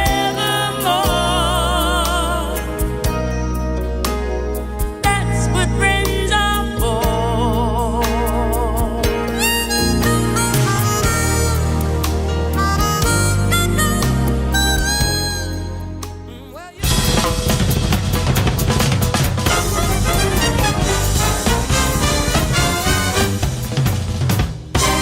훅 인터뷰. 훅 인터뷰 이어갑니다. 경제가 걱정입니다. 민생 문제입니다. 이런 얘기 많습니다. 더불어민주당이 민생 회복하자 하면서 자영업자, 노동조합, 주거단체 등 민생단체들과 함께 민생연석회의 띄웠습니다. 첫 번째 회의에서 지역화폐 얘기했다는데 그런데 지역화폐 예산 대폭 삭감됐는데 이건 어떻게 풀어갈지 민생 문제 어떻게 고민하는지 민생단체 대표로 참여한 김남근 변호사 모셨습니다. 변호사님 안녕하세요. 네, 안녕하십니까? 네. 민생 챙겨야죠. 네. 열심히 챙겨야 됩니다. 열심히 챙겨야죠. 네. 근데 정치권에서 민생 잘 안 챙기는 것 같아요. 뭐 정치권은 주로 이제 이렇게 정쟁적 이슈를 네. 많이 하고 언론도 참 문제가 있는 게 또 그런 정쟁적 이슈를 뭐 터뜨리겠다 그러면은 이제 그런 정치는 또 열심히 찾아다니면서 네. 그걸 보도를 해주는데 네. 막상 입법이나 주요 뭐 민생 정책을 챙기겠다 하는 이제 그런 의원들은 별로 또 이렇게 언론을 살 수가 없어요. 네, 그런 보니까. 기사도 많이 안 나와요. 그래도 민생이 중요하잖아요. 그렇죠, 중요하죠. 아니 국민들 먹고 사는 것보다 더 중요한 게 어디 있습니까? 행복하게 먹고 살게 좀 따뜻하게 그렇게 만들어야 됩니다. 민생연석회의가 출범했습니다. 어떤 기구입니까? 민생연석회의는 이제 뭐 한국노총과 같은 노동조합 단체, 그다음에 한국자영업자 상인 총연합회와 같은 이제 전통시장 유통상인을 대표하는 그런 단체들. 네. 그다음에 이제 주거단체, 네. 그다음에 중소기업 중앙회와 같은 중소기업 단체, 이런 민생 단체들이 그 민주당과의 이렇게 정기적인 소통을 통해 가지고 민생 의제들을 네. 좀 정치적인 입법이나 정책으로 다뤄달라고 하는 그런 어떤 소통 기구입니다. 그래서 저는 이제 그 민생 단체의 대표로 그 소통 대표를 맡고 있습니다. 아, 그렇습니까? 민생 이 연석회의가 그 전에도 민주당이 있었죠. 처음 만들었던 건 이해찬 대표 때 이제 처음 만들었습니다. 네. 그래서 그동안 했던 대표적인 거는 그 2020년도에 그 택배 그 기사들이 한 20여 명이 과로사에서 죽은 적이 있었어요. 그렇죠. 그래서 이 문명 사회에서 이런 일이 걸 있었네. 방치하면 안 예. 된다라고 그래서 그때 이제 뭐 소비자 단체 그 중소상인 단체 뭐 택배 회사들 화주 단체들이 같이 모여가지고 이제 택배 요금을 조금 인상하는 대신에 예. 그 택배 기사들에게 부담이 되는 그 분류 작업 같은 걸 그렇죠. 벗어날 수 있게 해가지고 좀 쉽게 과로사를 해주자. 줄이도록 예. 하는 이제 그런 사회적 합의를 한 적도 있었고요. 그래서 과로사가 줄었어요. 줄었죠. 어쨌거나. 네, 많이 예. 줄었죠. 예. 네, 그런 것도 있었고 예. 또 영세상인들이 이제 워낙 어렵잖아요. 예. 그래서 이제 그 비용 부담을 줄여주기 위해서 신용카드 수수료를 이제 낮춰주자. 신용카드 수수료가 뭐 이분들이 영업이익이 1년에 한 3% 4%밖에 안 되는데 신용카드 수수료가 2% 3%가 되니까 거의 영업이익을 못 내니까 예. 그래서 영세상인들에 대해서는 신용카드 수수료를 대폭 인하하도록 하는 그런 사회적 합의를 한 적도 있었고요. 네. 중요한 일 많이 했네요. 그렇죠. 이제 그런 예. 이제 그 구석구석의 민생 이슈들을 많이 다뤘죠. 네. 뭐 예를 들면은 또 보험회사가 보험 사고가 생겼을 때 정비업체한테 이렇게 견적을 주질 않고 예. 그냥 일단 수리하라 그런 다음에 네. 자기들이 생각엔 이 정도가 적당하다고 이런 식으로 이제 수리 비용을 줬어요. 그러다 예. 보니까 정비업체들이 굉장히 어려웠었는데 200만 원 이상의 보험 사고에 대해서는 반드시 견적을 내고 네. 그 견적에 따라서 수리비를 주도록 하는 그런 이제 사회적 합의를 한 적들도 있었고요. 예. 이런 얘기 더 해야 되겠는데요. 이번에 민생 연석회의에서 첫 주제로 지역화폐 예산 다뤘다면서요?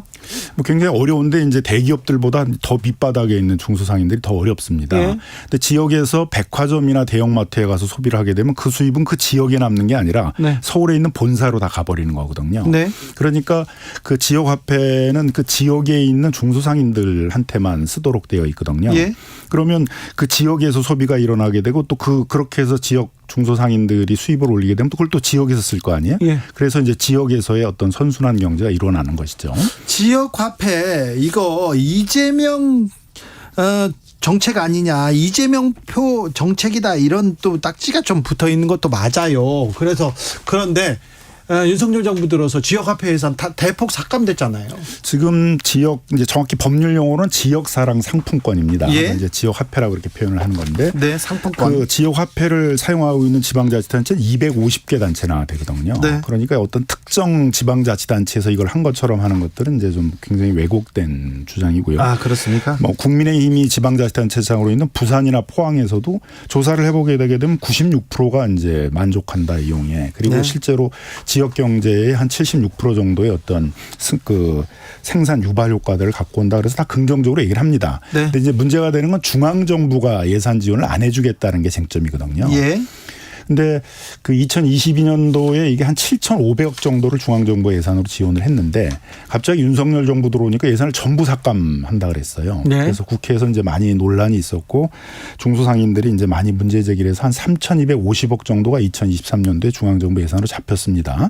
근데 2024년도에 또 전부 예산을 삭감하겠다고 하고 있거든요. 네. 아직 경기가 굉장히 어렵잖아요. 네. 그래서 중소상인들의 어떤 이 밑바닥 경제를 살리기 위해서는 2024년도에도 일정한 이제 지역 화폐 예산을 책정해야 된다라는 것이고, 네. 또 옛날에 이제 그 최저임금 이런 문제를 두고선 노동조합하고 중소상인들이 많이 갈등도 있었잖아요. 예, 예. 그래서 최근에는 한국노총 같은 노동조합들은 이런 지역 화폐를 열심히 써서 예. 조합원들로 하여금 사용하도록 해가지고 지역에 있는 중소상인들 살리고 중소상인들과 연대하겠다 또 이런 것도 있어요. 그래서 네. 그런 지역적 차원에서의 그런 지역 화폐 그 사용하기 캠페인 뭐 이런 것도 지금 전개하려고 하고 있습니다. 네. 민생 뭘 챙겨야 되나.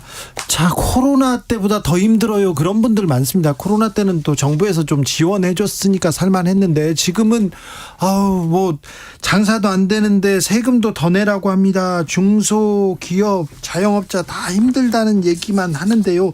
이런 부분도 조금 다뤄줍니까? 그리고 비정규직 처우 좀 개선해 주세요. 계속 얘기하는데 이런 부분도 조금 달래줍니까? 네, 그렇습니다. 이제 많은 논의를 하고 있는데 예를 들면 비정규직들은 노동조합의 조직이 안 돼 있거든요. 네. 그래서 비정규직을 지원하는 이제 여러 그 센터들이 있어요. 뭐 노동인권 상담센터 같은 것들도 있고 특히 이제 비정규직들은 5개에서 많이 일을 하는데 쉴 데가 없거든요. 네. 지금 같은 폭염에 배달 기사들이 어디 가서 쉴 데가 없어요.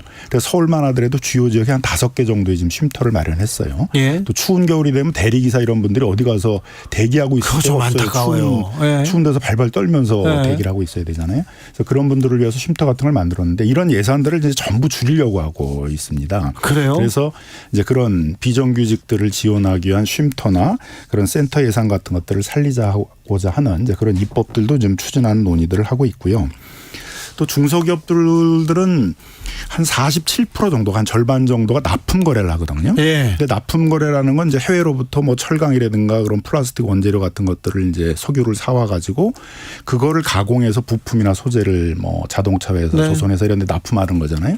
근데 원자재 가격은 크게 올랐는데 30% 40% 올랐는데 그걸 납품 단가에 반영을 안 해주는 거예요. 아이고 안 되죠. 그래서 중소기업들이 납품 거래라는 중소기업들이 전부 적자로 돌아섰습니다.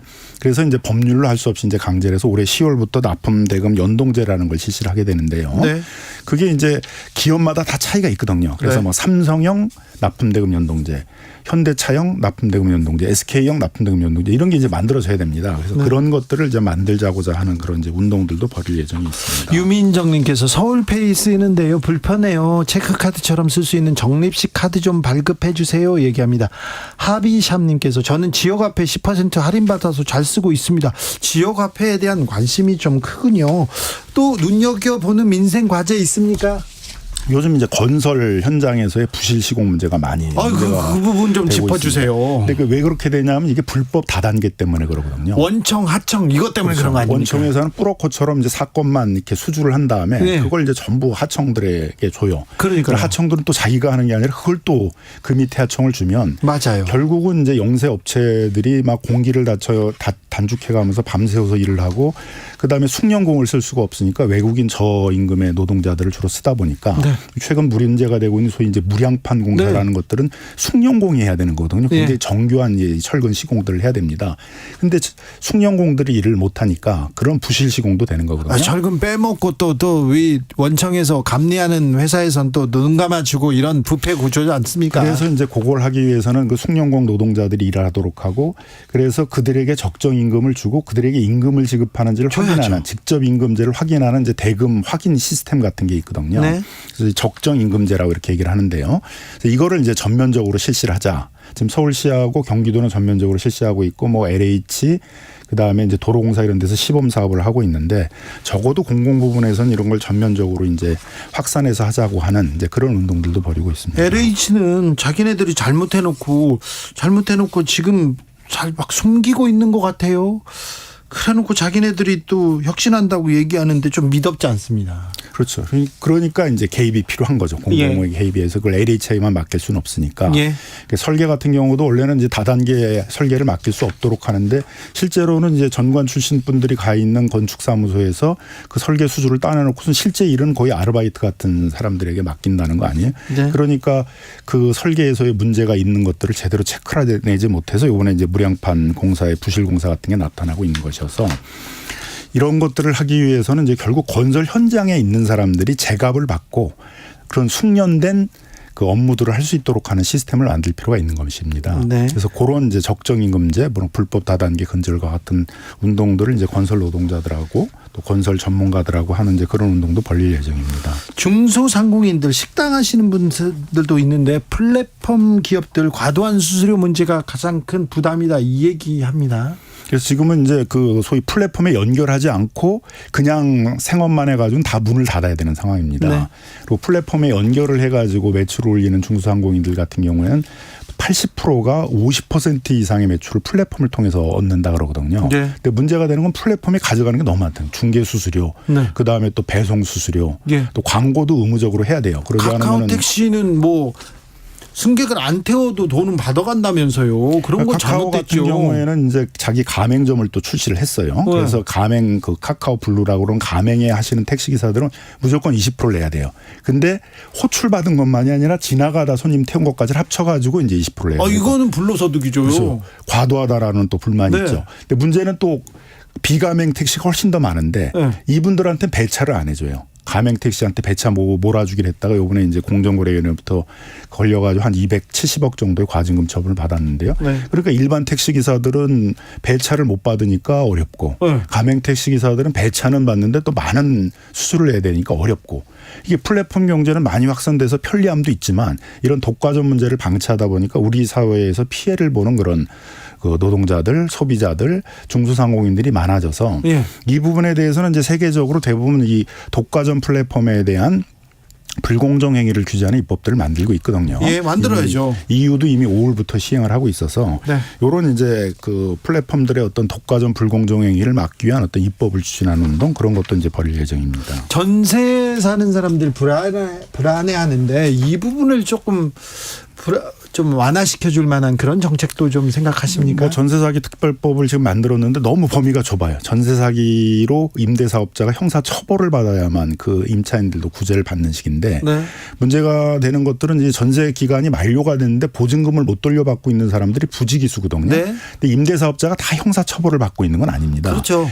그런 분들에 대한 대책도 있어야 되고 또 뭐 사안 중에 굉장히 다양한 사안들이 많습니다. 뭐 신탁 회사에게 신탁이 되어 있는데 임대 사업자가 신탁회사하고 임대차 계약을 체결한 게 아니라 자기랑 임대차 계약을 체결하게 만들고 나중에는 이제 내가 책임질 수 없다. 신탁회사도 책임질 수 없다. 그래가지고 보증금을 다 날리게 되는 그런 경우들도 있고 또 근린생활시설 같은 데다가 주택이 아닌 데다가 네. 임대차를 해가지고 피해를 본 사람들도 있거든요. 네. 그럼 이런 걸 좀 포괄적으로 보호를 할 수 있도록 좀 전세사기 특별법들을 좀 개정을 해야 되고 네.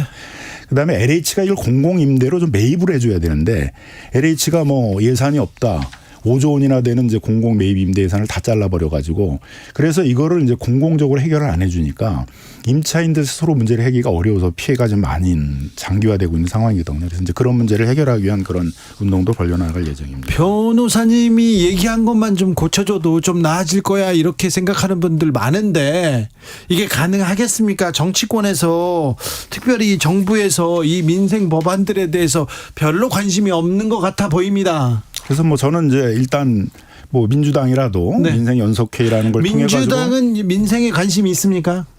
민주당도 뭐 예를 들면 이제 과거에는 또 뭐 혁신 성장이라고 그러면서 이제 뭐 그 혁신 기업들 키워야 된다, 신산업 키워야 된다 그래서 이제 민생 문제를 좀 잘 안 다뤘죠. 그래서 1기 때와 달리 한 2기 때는 뭐 민생 연석회의라는 게 공개적인 회의도 열리지 않았었어요. 네. 어떻게 보면 지금 다시 지금 그걸 한다라는 이제 그런 좀 의미가 있는 것 같은데요. 지금은 다시 의지를 갖고 있습니까? 그래서 적어도 이제 저희는 한 달에 한 번씩은 좀 주요 민생 의제를 가지고 공개적인 회의를 하자. 예. 이런 걸 하겠다는 걸 좀 공개적으로 의지를 밝히자 민주당이 그런 것들을 요구하고 있는 것이죠. 그 이재명 대표가 하신답니까? 뭐 하겠다라고 지금 하고 있습니다. 네.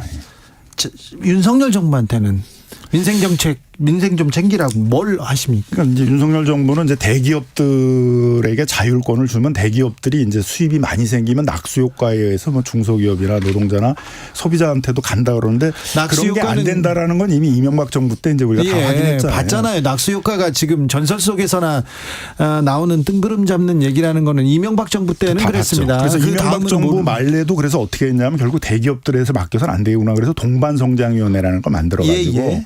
정운창 국무총리가 까지 임무를 맡겨가지고 대기업과 중소기업 사이에 있어서의 뭐 동반성장 이런 것들을 추진을 했었거든요. 네. 저는 뭐 윤석열 정부도 대기업만 믿고 하다가는 뭐 결국 경제 이렇게 살려내기 어렵다 이렇게 보고요. 지금부터라도 좀 민생 문제를 윤석열 정부가 적극적으로 챙겨야 된다 이렇게 생각합니다. 그럼요. 민생 챙겨야죠. 민생보다 더 중요한 게 뭐예요? 그러려면 언론에서 관심을 가주셔야 돼요. 2%에서도 보면 다 이런 정쟁적인 이슈를 많이 다루시지 이렇게 민생 이슈들 잘 안 다루시잖아요. 변호사님 와가지고 이렇게 듣는 거 보세요. 그러니까 정기적으로 하셔야 돼요. 제가 네. 보기에는 여기 KBS 라디오에서도 네. 정기적으로 이 민생 이슈를 의식적으로 다뤄줘야지 네. 이제 이런 게 정치적으로도 좀 해결이 되면서 민생이 좀 중요한 이슈가 될 수 있습니다. 제가 있는 한 열심히 하겠습니다. 예, 기대해 보겠습니다.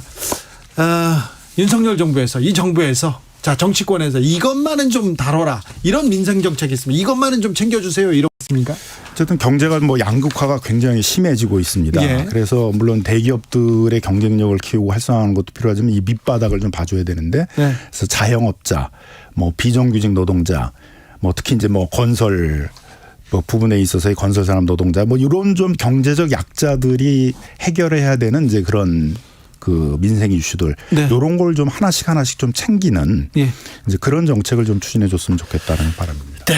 부산 자영업자 10명 중 9명이 지역화폐 동백전이 반드시 필요하다 이런 의견이 있었습니다. 중소상공인 살리기 협회가 2022년 11월에 실시한 자체 여론조사였습니다.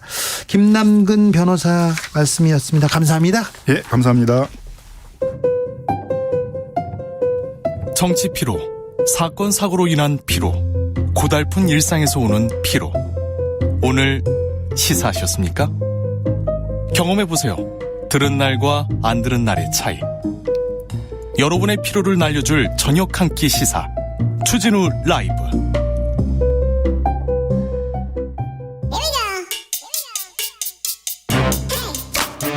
뉴스를 향한 진지한 고민, 기자들의 수다.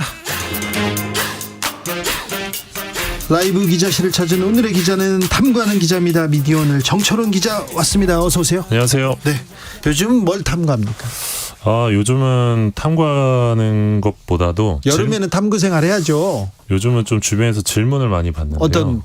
주진우 라이브에 안부를 묻는 분들이 요즘 부쩍 많아졌습니다. 알았어요. 그래서 예, 자, 평소와 다름없다고 네, 말씀드렸고요. 그럼요. 네, 자, 내일 지구가 어떻게 되더라도 한 그루의 사과나무를 여러분한테 잘 심을 것을 제가 약속드립니다. 그리고 그 이동관 후보가 이제 방통위원장으로 지명되면서 굉장히 지금 일거리가 많아졌습니다. 그러니까요. 예. 정말 장난 아닌데 그 다음 주 금요일이 또 청문회 날짜로 잡혀가지고 다음 주가 특히 더 정신이 없을 것 같습니다. 그러게요. 이명박 정부 때 언론 그때 기억하는 사람들 많은데 그때 책임자였던 이동관 후보자가 다시 방통위원장에 참 상상하기 어려운. 그래서 그 이동관 후보자 지명되고 나서 MB 때 언론 장악이 어땠는지 좀 다시 과거 기사들 좀 보고 있는데 예전에 보니까 그 기무사에 있었던 분이 나는 꼼수다 방송을 요약해가지고 또 보고하고 그랬더라고요. 그렇죠. 정말 별일이 다 있었구나. 저는 저기 국정원에서 담당자가 있었어요. 그래서 따라다녔습니다. 그렇죠. 사찰도 당하셨고. 따라다녔어요. 그래가지고요. 집 앞에 가면 사람들이 서 있어요. 그리고 감시하고 있어가지고 집에 잘 못 들어갔어요. 그래서 이제 그런 일들이 다시 반복되는 것인가 좀 우려도 되고. 그런 일이 있어서는 안 되죠. 핸드폰을 그때는 제가 이명박 정부 때는 전화기를 4개를 들고 다녔거든요. 그랬는데 지금은 그렇게는 안 되겠죠. 자, 오늘 준비한 첫 번째 이야기부터 가볼까요? 예, 그 이동관 후보자 관련된 논란 보도들이 좀 많이 나오고 있는데 저는 요 논란에 좀 집중을 했습니다. 이동관 후보자가 이명박 정부 청와대 대변인 시절이던 2008년 3월부터 2009년 6월까지 청와대 대변인실에서 이 정권의 비판적인 조선일보 기사를 관리한 문건이 나왔습니다. 지난 6일에 이정문 더불어민주당 의원실에서 이제 조선일보 문제 보도라는 제목의 문건을 공개했는데요. 이 문건은 2018년 이명박 전 대통령을 수사하던 검찰이 이 영포빌딩을 압수수색하다가 확보한 문서라고 합니다. 청와대 문서를 이명박 전 대통령이 영포빌딩에 많이 가져갔어요. 그런데 검찰이 압수수색 과정에서 청와대 문건이 나왔습니다. 맞습니다. 이건 청와대에서 나온 문건입니다. 예, 맞습니다. 그 문건 내용을 보면 이 조선일보의 물가관리 정책에 대한 분석 기사부터 이제 꼬이는 MB 실용 외교 이런 제목의 기사, 그리고 김대중 주필이 썼던 칼럼, MB의 정치력 부재, MB의 정치 혐오증, 4년 후 MB 사람에게 주는 경고 이런 제목의 칼럼까지 지금 문건에 드러난 것만 176건이 지금 문제 보도로 분류되어 있습니다. 청와대 대변인실에서? 예, 그렇습니다. 그 당시 대변인이 이제 이동관 대변인이었고요. 그러니까 사실 보도 내용을 정리하는 거는 뭐 대변인실의 통상적인 업무라고도 볼 수 있는데 이거를 지금 문제 보도로 낙인을 찍어서 관리했다는 게 중요하다고 봅니다. 그래서 당연히 나올 수 있는 의문이 과연 그 당시 대변인실에서 이 문제보도 관리를 바탕으로 그러니까 문제보도라고 정리만 하고 끝냈을까 이거라는 거죠. 그러니까 이걸 바탕으로 해서 언론사에 어떤 형태의 압력을 가했는지 이런 걸 확인하는 게 중요하다고 보고 상식적으로 당시 대변인실에서 이 조선일보만을 상대로 문제보도 문건을 생산했을 리는 없기 때문에 그러게요. 예, 그래서 이건 사실 적은 문제는 아니라고 생각을 합니다. 그리고 이 후보자가 대변인 이후에 청와대 홍보수석으로 자리를 옮긴 뒤에는 네. 국정원 통해서 언론인들 사찰해온 사실 이미 알려져 있고요. 예. 또 홍보수석실 요청으로 국정원에서 MBC 정상화 문건 작성했던 사실도 지금 검찰 수사 보고서까지 나오지 않았습니까? 네. 그래서 지금 언론장악 기술자라는 비판이 나오고 있는 건데 재밌는 부분은 이거 재밌는 건 아닐 수 있는데 이동관 후보자가 11일 현재까지 지금 이 문건에 대해서 공식 입장을 내지 않고 있습니다. 네. 그리고 이 문건에서 이제 문제 보도로 이제 관리 대상이었던 조선일보 역시 현재까지 관련 보도가 없습니다. 네. 회사 차원의 입장도 없고 또 이제 한겨레나 경향신문 정도를 제외하고는 다른 언론사도 관련 보도가 거의 없어서 저는 이제 이게 별 문제가 아닌 건가, 내가 지금 잘못 생각하고 있는 건가라고 생각할 정도로 문제죠. 예. 그때 저 기사 썼는데 제 기사들도 다 문제 보도로 엮였을 것 같은데 왜 이런 내용, 이거 중요한 부분인데 왜 검증하지 않는지. 그러니까 이게 이것들이 어떻게 보면 후보자의 언론관을 엿볼 수 있는 그렇죠. 부분이고 예. 그러면 이제 후보자가 어떤 언론관을 갖고 있냐라는 것도 되게 중요하거든요. 방통위원장의 역할에 비춰보면. 근데 좀 이런 부분에 대한 물음이 조금 부족해 보이는. 비판적인 기사가 문제 보도입니까? 문제 보도다. 문제 있다. 참. 다음 이야기로 가보겠습니다. 예, 지난달 15일자 한국경제 기사 제목을 한번 읽어보겠습니다. 예. 일본 항공탄 야 방일단 기내식으로 나온 스시 먹었을까? 요 제목인데요. 네. 후쿠시마 오염수 방류에 항의하기 위해 일본에 간 이 더불어민주당 의원들이 일본 항공의 비즈니스석을 이용했다면 기내식으로 스시를 먹었을 수 있다. 이런 내용의 기사였습니다. 이 기사를 보면 장해찬 국민의힘 청년최고위원 발언이 인용이 되는데요. 일본 항공 비즈니스 좌석에는 기내식이 딱 한 가지 종류만 제공된다고 한다. 바로 모둠 스시다. 그 기내식 드셨는지 안 드셨는지 국정조사라도 한번 해보고 싶다. 요 대목이 기사에 등장을 하는데요. 네. 한국경제는 이 일본항공이 탑승객들에게 안내하는 메뉴판을 보면 비즈니스석은 7월 기내식으로 모둠 스시가 제공된다. 네. 국민 밥상을 걱정하며 일본으로 건너간 의원단이 네. 비즈니스석을 이용했다면 일본에 닿기도 전에 스시를 먹었을 수 있다. 이런 보도를 한 겁니다. 네. 가정에 가정을 더한 보도였는데 네. 이게 전혀 사실이 아니었습니다. 어땠습니까? 당시 민주당 의원 10명이 예. 일본 항공을 이용한 것은 사실이었는데 네. 모두 비즈니스석이 아닌 일반석을 이용했습니다. 아니 그런데 기내 스시를 먹었냐고 이렇게 기사를 썼어요? 제목에도 그렇게 담겨 있죠. 아니 이게 그럼 아예 말이 안 되는데 기사를 썼네요. 예, 그리고 의원들은 일반석에서 샌드위치를 드셨다고 하고요. 예. 또 비즈니스석에서 먹을 수 있는 게 스시밖에 없다라고 기사에 나와 있는데 네. 실제로는 이 닭고기 덮밥도 선택할 수 있었다고 합니다. 닭고기 덮밥 먹을 수 있대잖아요. 그런데 지금 왜 기사를 이렇게 썼어요? 그래서 민주당 의원들이 이제 언론중재위원회 조정 신청을 내면서 네. 이런 기사로 인해서 국민의 건강과 안전을 위해 일본에 다녀왔던 의원들이 예. 일본의 오염수 방류에 반대하면서도 스시를 먹는 위선자로 비난받게 됐다. 그렇죠. 이런 주장을 했는데 네. 결국 한국경제가 지난 4일 정정 보도를 했고 문제가 된 기사는 현재 삭제가 됐습니다. 한국경제 미국행 조민 가방 알고 보니까 김건희 여사도 애정한 브랜드. 이 뭐가 그렇게 중요합니까? 지금 가장 많이 본 주요 기사로 지금 한국경제에 떠 있습니다. 그 밑에 어떤 기사는 대낮 강남서 비키니 라이딩한 여성 4명 결국 경찰서행.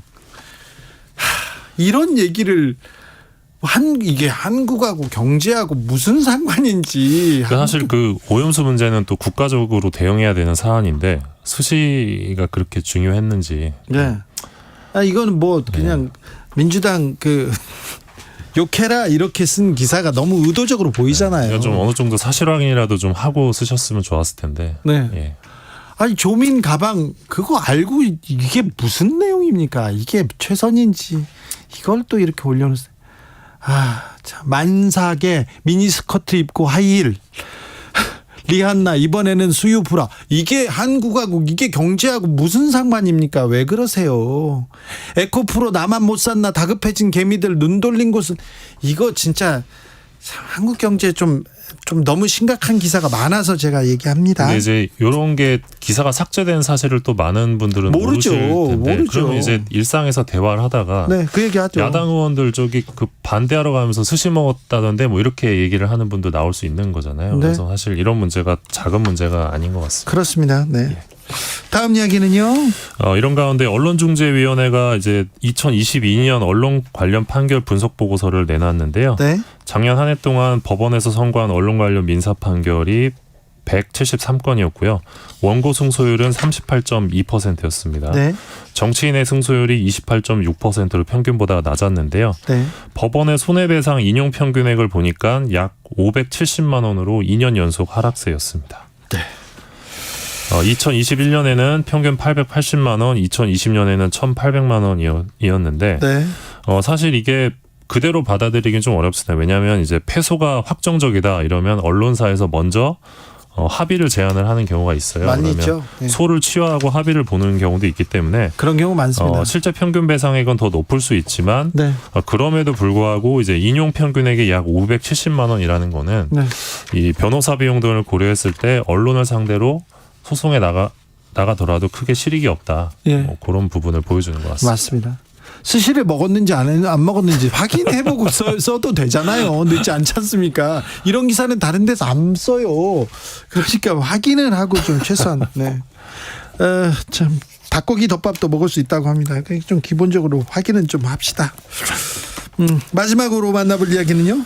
예, 한국언론진흥재단 이사회가 표한수 이사장 해임 안건을 상정을 했습니다. 근데 표한수 이사장 임기가 얼마 남지 않은 것 같은데요? 예, 문재인 정부에서 임명된 표 이사장 임기가 올해 10월 18일까지인데요. 10월 18일이라 얼마 남지 않았는데 그것도 안 된다. 지금 나가라 이렇게 얘기합니까? 한 2달 정도 남았는데 네. 굳이 또 이제 해임에 나선 건데 네.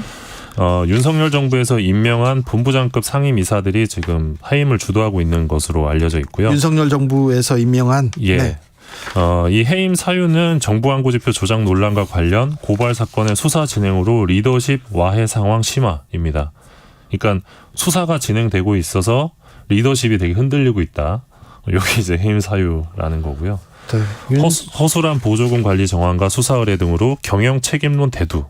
요게 또 해임 사유라고 합니다. 자, 이사들이 윤석열 정부에서 새로 이사들이 왔어요. 본부장급 이사들이 윤석열 대통령과 매우 가까운 사람들이 왔다고 이렇게 얘기되고 있습니다. 검찰 예. 출입기자 출신이고 뭐 그런 분도 왔어요. 조선일보 출신이고 그런데 갑자기 한 달여 남았는데 두 달여 남았는데 바로 나가라 이렇게. 예. 왜 그럴까요? 곱게 보내줄 수는 없다는 것 같은데 일단 언론재단 역사상 이사들에 의해 이사장이 해임되는 사건은 지금껏 없었다고 합니다. 네. 왜 2달인데 뭐 2년도 아니고요. 6개월 1년도 아닌데 왜 2달인데 그럴까요? 그러니까 저도 그게 의문인데 네. 그러니까 평범하게 그냥 임기를 맞추는 걸 보여줄 수 없다. 예, 그런 의도도 좀 있는 것 같은데. 네. 이날 공교롭게도 이사회가 16일로 예정이 되어 있는데 이날 공교롭게도 방송통신위원회에서 KBS, MBC 양대 공영방송 이사장 해임할 것으로 또 전망되는 날이기도 합니다. KBS, MBC 이사장도 해임합니까 다?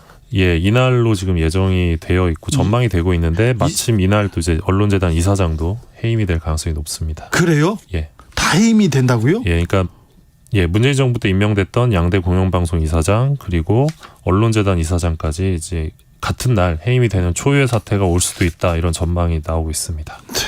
근데 이런 가운데 지금 방통위원장 직무대행이 이제 김효재 상임위원인데요. 조선일보 출신이죠. 예, 이분이 지금 차기 한국언론진흥재단 이사장으로 낙점됐다. 진짜요? 아니 잠시만요. 예. 이분 그 정치권에 있을 때 돈봉투 사건으로 막 유죄 받으셨죠. 예, 유죄 받으신 분이죠. 예, 청와대 정무수석 출신. 예. 이명박 정부 때. 예.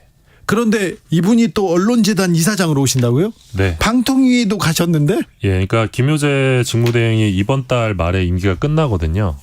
임기가 끝나는데 지금 언론재단 안팎에서 김효재 직무대행이 차기 이사장으로 낙점됐다 이런 이야기가 계속 나오고 있습니다. 네, 언론재단이 뭐 하는 데입니까? 뭐 기본적으로는 현직 언론인과 언론사를 위한 각종 교육 프로그램 취재 지원을 제공하고 있는데 핵심적인 역할은 이제 1조가 넘는 정부 광고 집행을 대행하고 있는 곳입니다. 네. 올 가을에 언론계 태풍이 몰아칩니까? 그럴 것 같습니다. 진짜요? 네. 정말이요? 네. 비디오 오늘 정철훈 기자 함께했습니다. 감사합니다. 고맙습니다. 교통정보센터 다녀오겠습니다. 이현 씨. 네, 금요일지구 서울 시내 퇴근 정체 그렇게 심한 편은 아닙니다. 다만 상암동 월드컵 경기장 주변으로는 교통 통제가 이루어지고 있는데요. 잼버리 K-팝 콘서트가 진행됩니다. 통제 구간 잠깐 살펴드릴게요.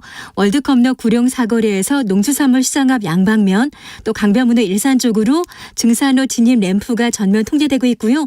내부순환도로에서 증산로 진입도 할 수 없으니까요. 이쪽 길 이용하실 분들은 참고를 하시면 좋겠습니다. 고속도로는 광복절 징검다리 연휴를 앞두고 특히 경부고속도로 부산 쪽이 많이 밀리고 있습니다. 전체 48km 구간 정체가 이어지는데요. 천안 분기점에서 옥산 휴게소 쪽으로는 21km 구간에서 천천히 가고 있습니다. KBS 교통정보센터였습니다.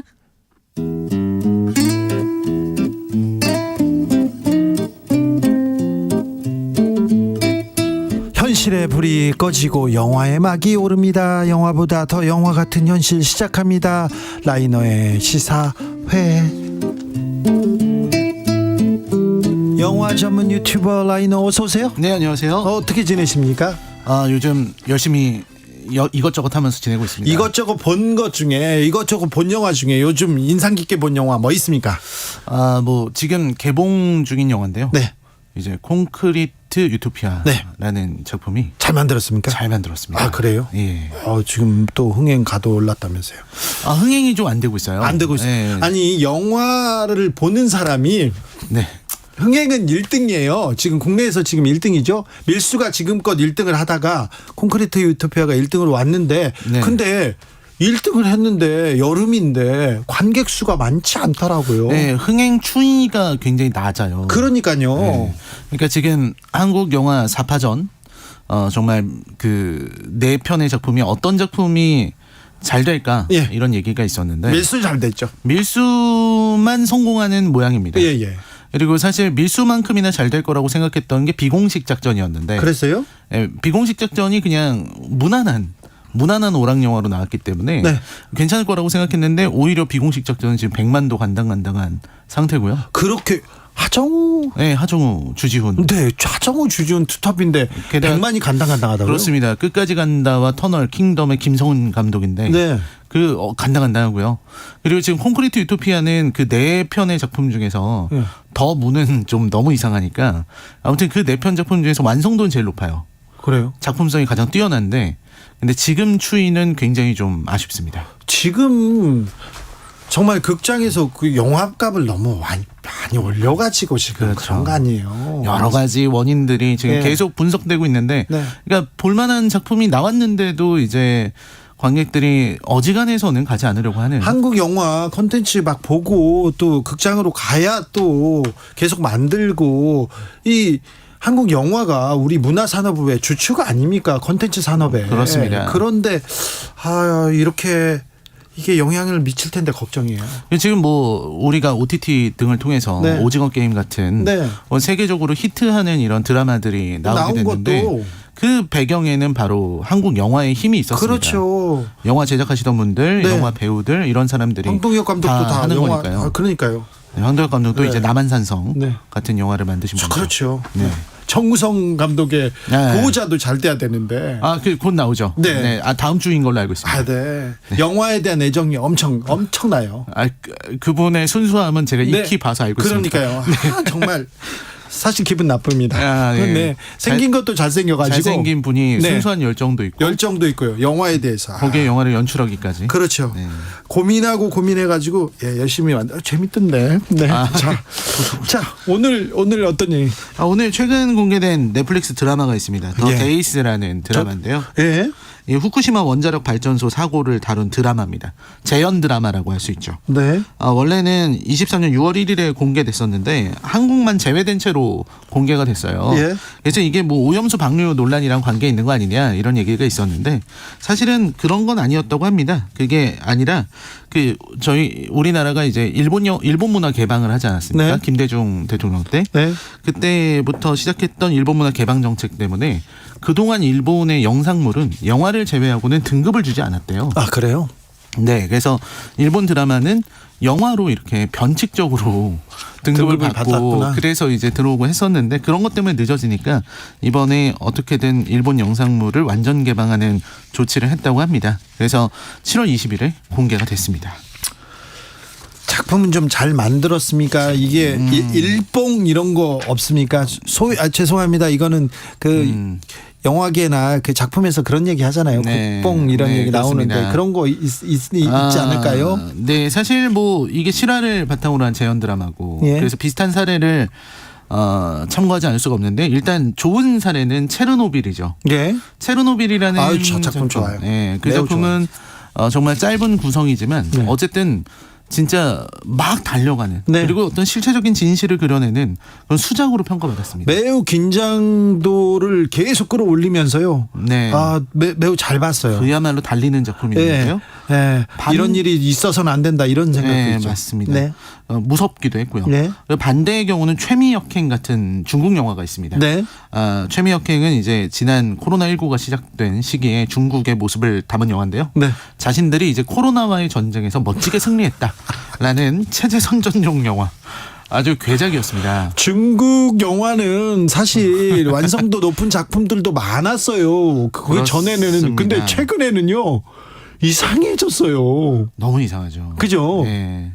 요즘은 뭐 그 체제 선전용 영화들을 보면은 정말 어떻게 이럴 수가 있지? 이런 네. 생각이 들고요. 네. 정말 옛날에 그 멋있었던 감독들이 네. 선전용 영화를 만들고 있습니다. 그런 영화를 만들어야 또 중국에서는 잘 된다면서요. 잘 되기도 하고 이제 뭐 자유롭게 영화를 만들 수 있는 분위기가 아니다 보니까 그렇군요. 예, 좀 그런 것 같습니다. 네. 근데 이제 더 데이즈는 체르노빌의 길을 가려고 노력을 한 영화 드라마인 것 같기는 해요. 체르노빌의 길을 가야죠. 그러면 성공이죠. 그래서 이제 최대한 당시에 이제 현장 상황, 현장에 있었던 인원들 충실하게 재현하려고 노력은 한 것 같습니다. 노력은 했는데요. 네. 그런데 이제 뭐 이걸 결론이라서 결론부터 말씀드리면 되겠습니까? 네, 돼요. 결론부터 말씀드리자면은 못했다. 네. 체르노빌에는 전혀 미치지 못합니다. 그래서요? 그게 왜 그러냐면 이게 후에 좀 더 말씀드리겠지만 어쩔 수 없이 그 자기 변호하듯이 드라마를 만들었다고요. 자, 일본이 그럴 것 같아요. 그러니까요. 일본은 뭐 숨기고 가리고 그런 좀 약간 그런 맞습니다. 특성이 있잖아요. 어떤 일부에서는 예상을 한치도 벗어나지 않는 그런 작품인데 네. 그리고 이제 드라마 캐릭터들의 이름, 기업 이름 이런 게 좀 많이 바뀌었습니다. 예를 들어서 도쿄전력 정말 가장 문제가 됐던 기업이죠. 그죠. 토전력으로 이름이 바뀌었습니다. 네. 그리고 간 나오토 총리 이번에 이제 아즈마 신지 뭐 이런 식으로 이름을 바꿨어요. 그래서 실화로 만든 드라마인데 굳이 뭐 이름을 바꿀 필요가 있나 누가 누군지 다 아는데 그럴 필요가 있나 하는 의문이 들기도 했습니다. 줄거리는 어떻습니까? 줄거리는 이제 드라마 시작이 동일본 대지진부터 시작을 하는데 근데 지진에 대한 그런 뭐 일본 전역의 피해 이런 내용은 없고 후쿠시마 원전과 관련된 내용 요거를 이제 중심적으로 들어갑니다. 대신 이제 차이가 있다면 HBO의 체르노빌 아까 말씀드렸지만 그 드라마는 굉장히 스케일이 크잖아요. 원인을 찾고 이런 부분들이 대신 더 데이즈는 그 후쿠시마 원전 현장 그리고 도쿄전력과 총리실 뭐 이런 한정된 공간 안에서만 이야기가 진행됩니다. 그러니까 그런데 좀 문제의식이 있습니까? 좀 인물 드라마인데요. 문제의식은 어떻게 그러니까 이 문제의식이 나오긴 해요. 그러니까 왜 이런 일이 벌어졌느냐 요거에 대해서 자기들끼리 이제 내놓은 결론들을 보여주는데 일단 첫 번째로 자신들이 얘기하고 있는 거는 관료주의의 문제점. 그래요? 관료주의가 잘못됐다. 그리고 이 도쿄전력의 민영화, 그러니까 민간기업 도쿄전력의 비협조적인 대응 이런 것들이 굉장히 큰 문제였다라고 자기들이 자평을 하고 있습니다.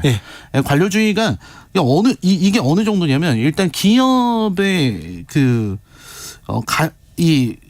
간부가 내용을 잘 몰라요. 경제 관료 출신이라서 그러니까 그런 것도 되게 큰 문제인 거죠. 내용을 아예 모르고 그리고 이제 원자력 위원회라고 있는데 그 사람들은 대피 범위를 지정해 줘야 되는데 우리는 정확한 보고를 못 받았으니까 다른 데 문의하세요 이렇게 얘기를 하고 그리고 당장 총리에게 보고를 해야 되는데 그 관료제 특유의 그런 어떤 권위주의가 있지 않습니까? 그러니까 총리한테 보고해야 될 데이터를 손에 들고서 총리님 편하실 때 보고를 하겠다 이렇게 얘기를 하는 이런 상황들이 계속 벌어집니다. 관료제 자체가 굼뜨고요. 그리고 이제 정말 불이 하나도 들어오지 않는, 모든 전원이 들어오지 않는 그 원전 사고 사태 때 그 정말 일본이 매뉴얼의 나라라고 하잖아요. 네. 근데 그 대응 매뉴얼이 전혀 없었다라고 하는. 그리고 자기들은 훈련할 때도 이런 상황을 가정조차 하지 못했다. 네. 이런 이제 무능들이 계속 나옵니다. 근데 문제는 뭐냐면 제가 이거 보면서 느낀 거는 이 비판의 포인트가 관료주의 탓만 한다는 느낌이 드는 거예요. 그러니까 네. 면피를 하고 있구나. 네. 이게 처음에 볼 때는 관료주의가 저런 문제점이 있구나 하면서 보게 되다가 계속 보다 보면은 자신들의 잘못이나 이런 것들을 면피하려고 일부러 아주 약한 비판만을 골라서 하고 있구나 하는 생각을 하게 됩니다. 그래서 사실 뭐 그런 내용들도 되게 많아요. 아베 정권이 주장하던 이런 얘기들을 그대로 하는 부분들도 나오는 것 같고, 근데 간 나오토 총리를 굉장히 공격을 많이 합니다. 뭐 드라마 안에서도 뭐 한국과의 자금 유착이 있지 않냐, 뭐 이런 식의 이야기를 하는 것들이 있고요. 그리고 이제 내용 자체가 좀 나중에 가서는 간 나오토 총리가 무능했다. 그가 무능했기 때문에 이 모든 게 잘못된 것이다. 이런 식으로 얘기를 하는 겁니다. 네. 왜냐하면 간 나오토 총리는 이제 자민당이 아니잖아요. 그리고 나간 사람이고요. 네. 그러니까 그때 이제 그 정권을 되찾으려고 했었을 때 아베 신조가 간 나오토에게 했었던 그런 비판들, 무능한 정부가 잘못했다. 요 얘기를 계속해서 반복하고 있는 드라마입니다. 그리고 나중에 가면은 이제 결국 그런 장면들이 나오게 되는 거죠. 일본인들의 어떤 자기 합리화. 네. 우리는 정말 할 수 있는 최선을 다했다. 그리고 국민들을 지키기 위해서 자위대 대원들의 어떤 그런 모습들 정말 수고했다, 훌륭했다. 뭐 그리고 이런 대자연의 위력. 그리고 통제할 수 없는 이런 원자력 앞에서 인간이란 존재는 본디 나약한 것이다. 이런 식의 예상에서 안 벗어나네요. 일본 드라마가 좀 안 돼요, 요새. 안 되죠. 안 되는 이유가 이런 거에 있어요. 그리고 이게 드라마를 만든 기술도 돈이 많이 들어간 드라마인데요. 네. 근데 90년대 드라마를 보는 것 같은 그런 질감이 나와요. 왜 일본 영상이 이렇게 멈췄을까요? 그 여러 가지 이유가 있을 것 같은데 일단 영화 쪽은 아예 답이 없는 것 같고요. 그리고 제가 항상 주장하는 거는 일본도 이제 너무 우경화되다 보니까 그러다 보면은 자유로운 예술인들이 활동하기가 좀 어려워지거든요. 그런 부분들이 좀 있는 것 같고요. 그리고 이게 그러니까 좀 시대착오적인 장면들이 많이 보입니다. 요즘이 어느 세상인데 지진을 묘사할 때 카메라 흔들기만으로 묘사를 하려고 하는 모습을 보면 이게 참 딱하네요. 그렇죠.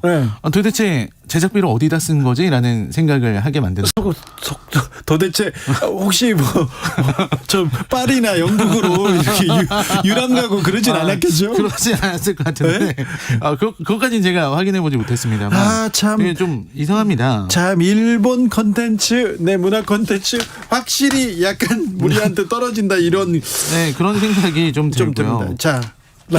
그리고 이제 비판이 없어요. 그러니까 이게 뭐냐면 사실 이걸 보다 보면 후쿠시마 원전 사태가 터지고 나서 다시 지역으로 자기들 이주민들 돌려보냈고 그다음에 사실 자기들이 여러 가지 일들을 했잖아요. 뭐 먹어서 응원하자라든지 그러니까요. 전 세계에 우리는 통제하고 있다. 언더 컨트롤이라는 유명한 말도 하고 그리고 또 결국 오염수 방류도 결정하고 이러한 일본의 모습, 그러니까 간 나오토 총리가 보여준 무능보다도 더 큰 악이잖아요. 그렇죠. 그거에 대한 어떤 통렬한 비판은 단 한순간도 없습니다. 그래요? 단 한 줄도 없어요.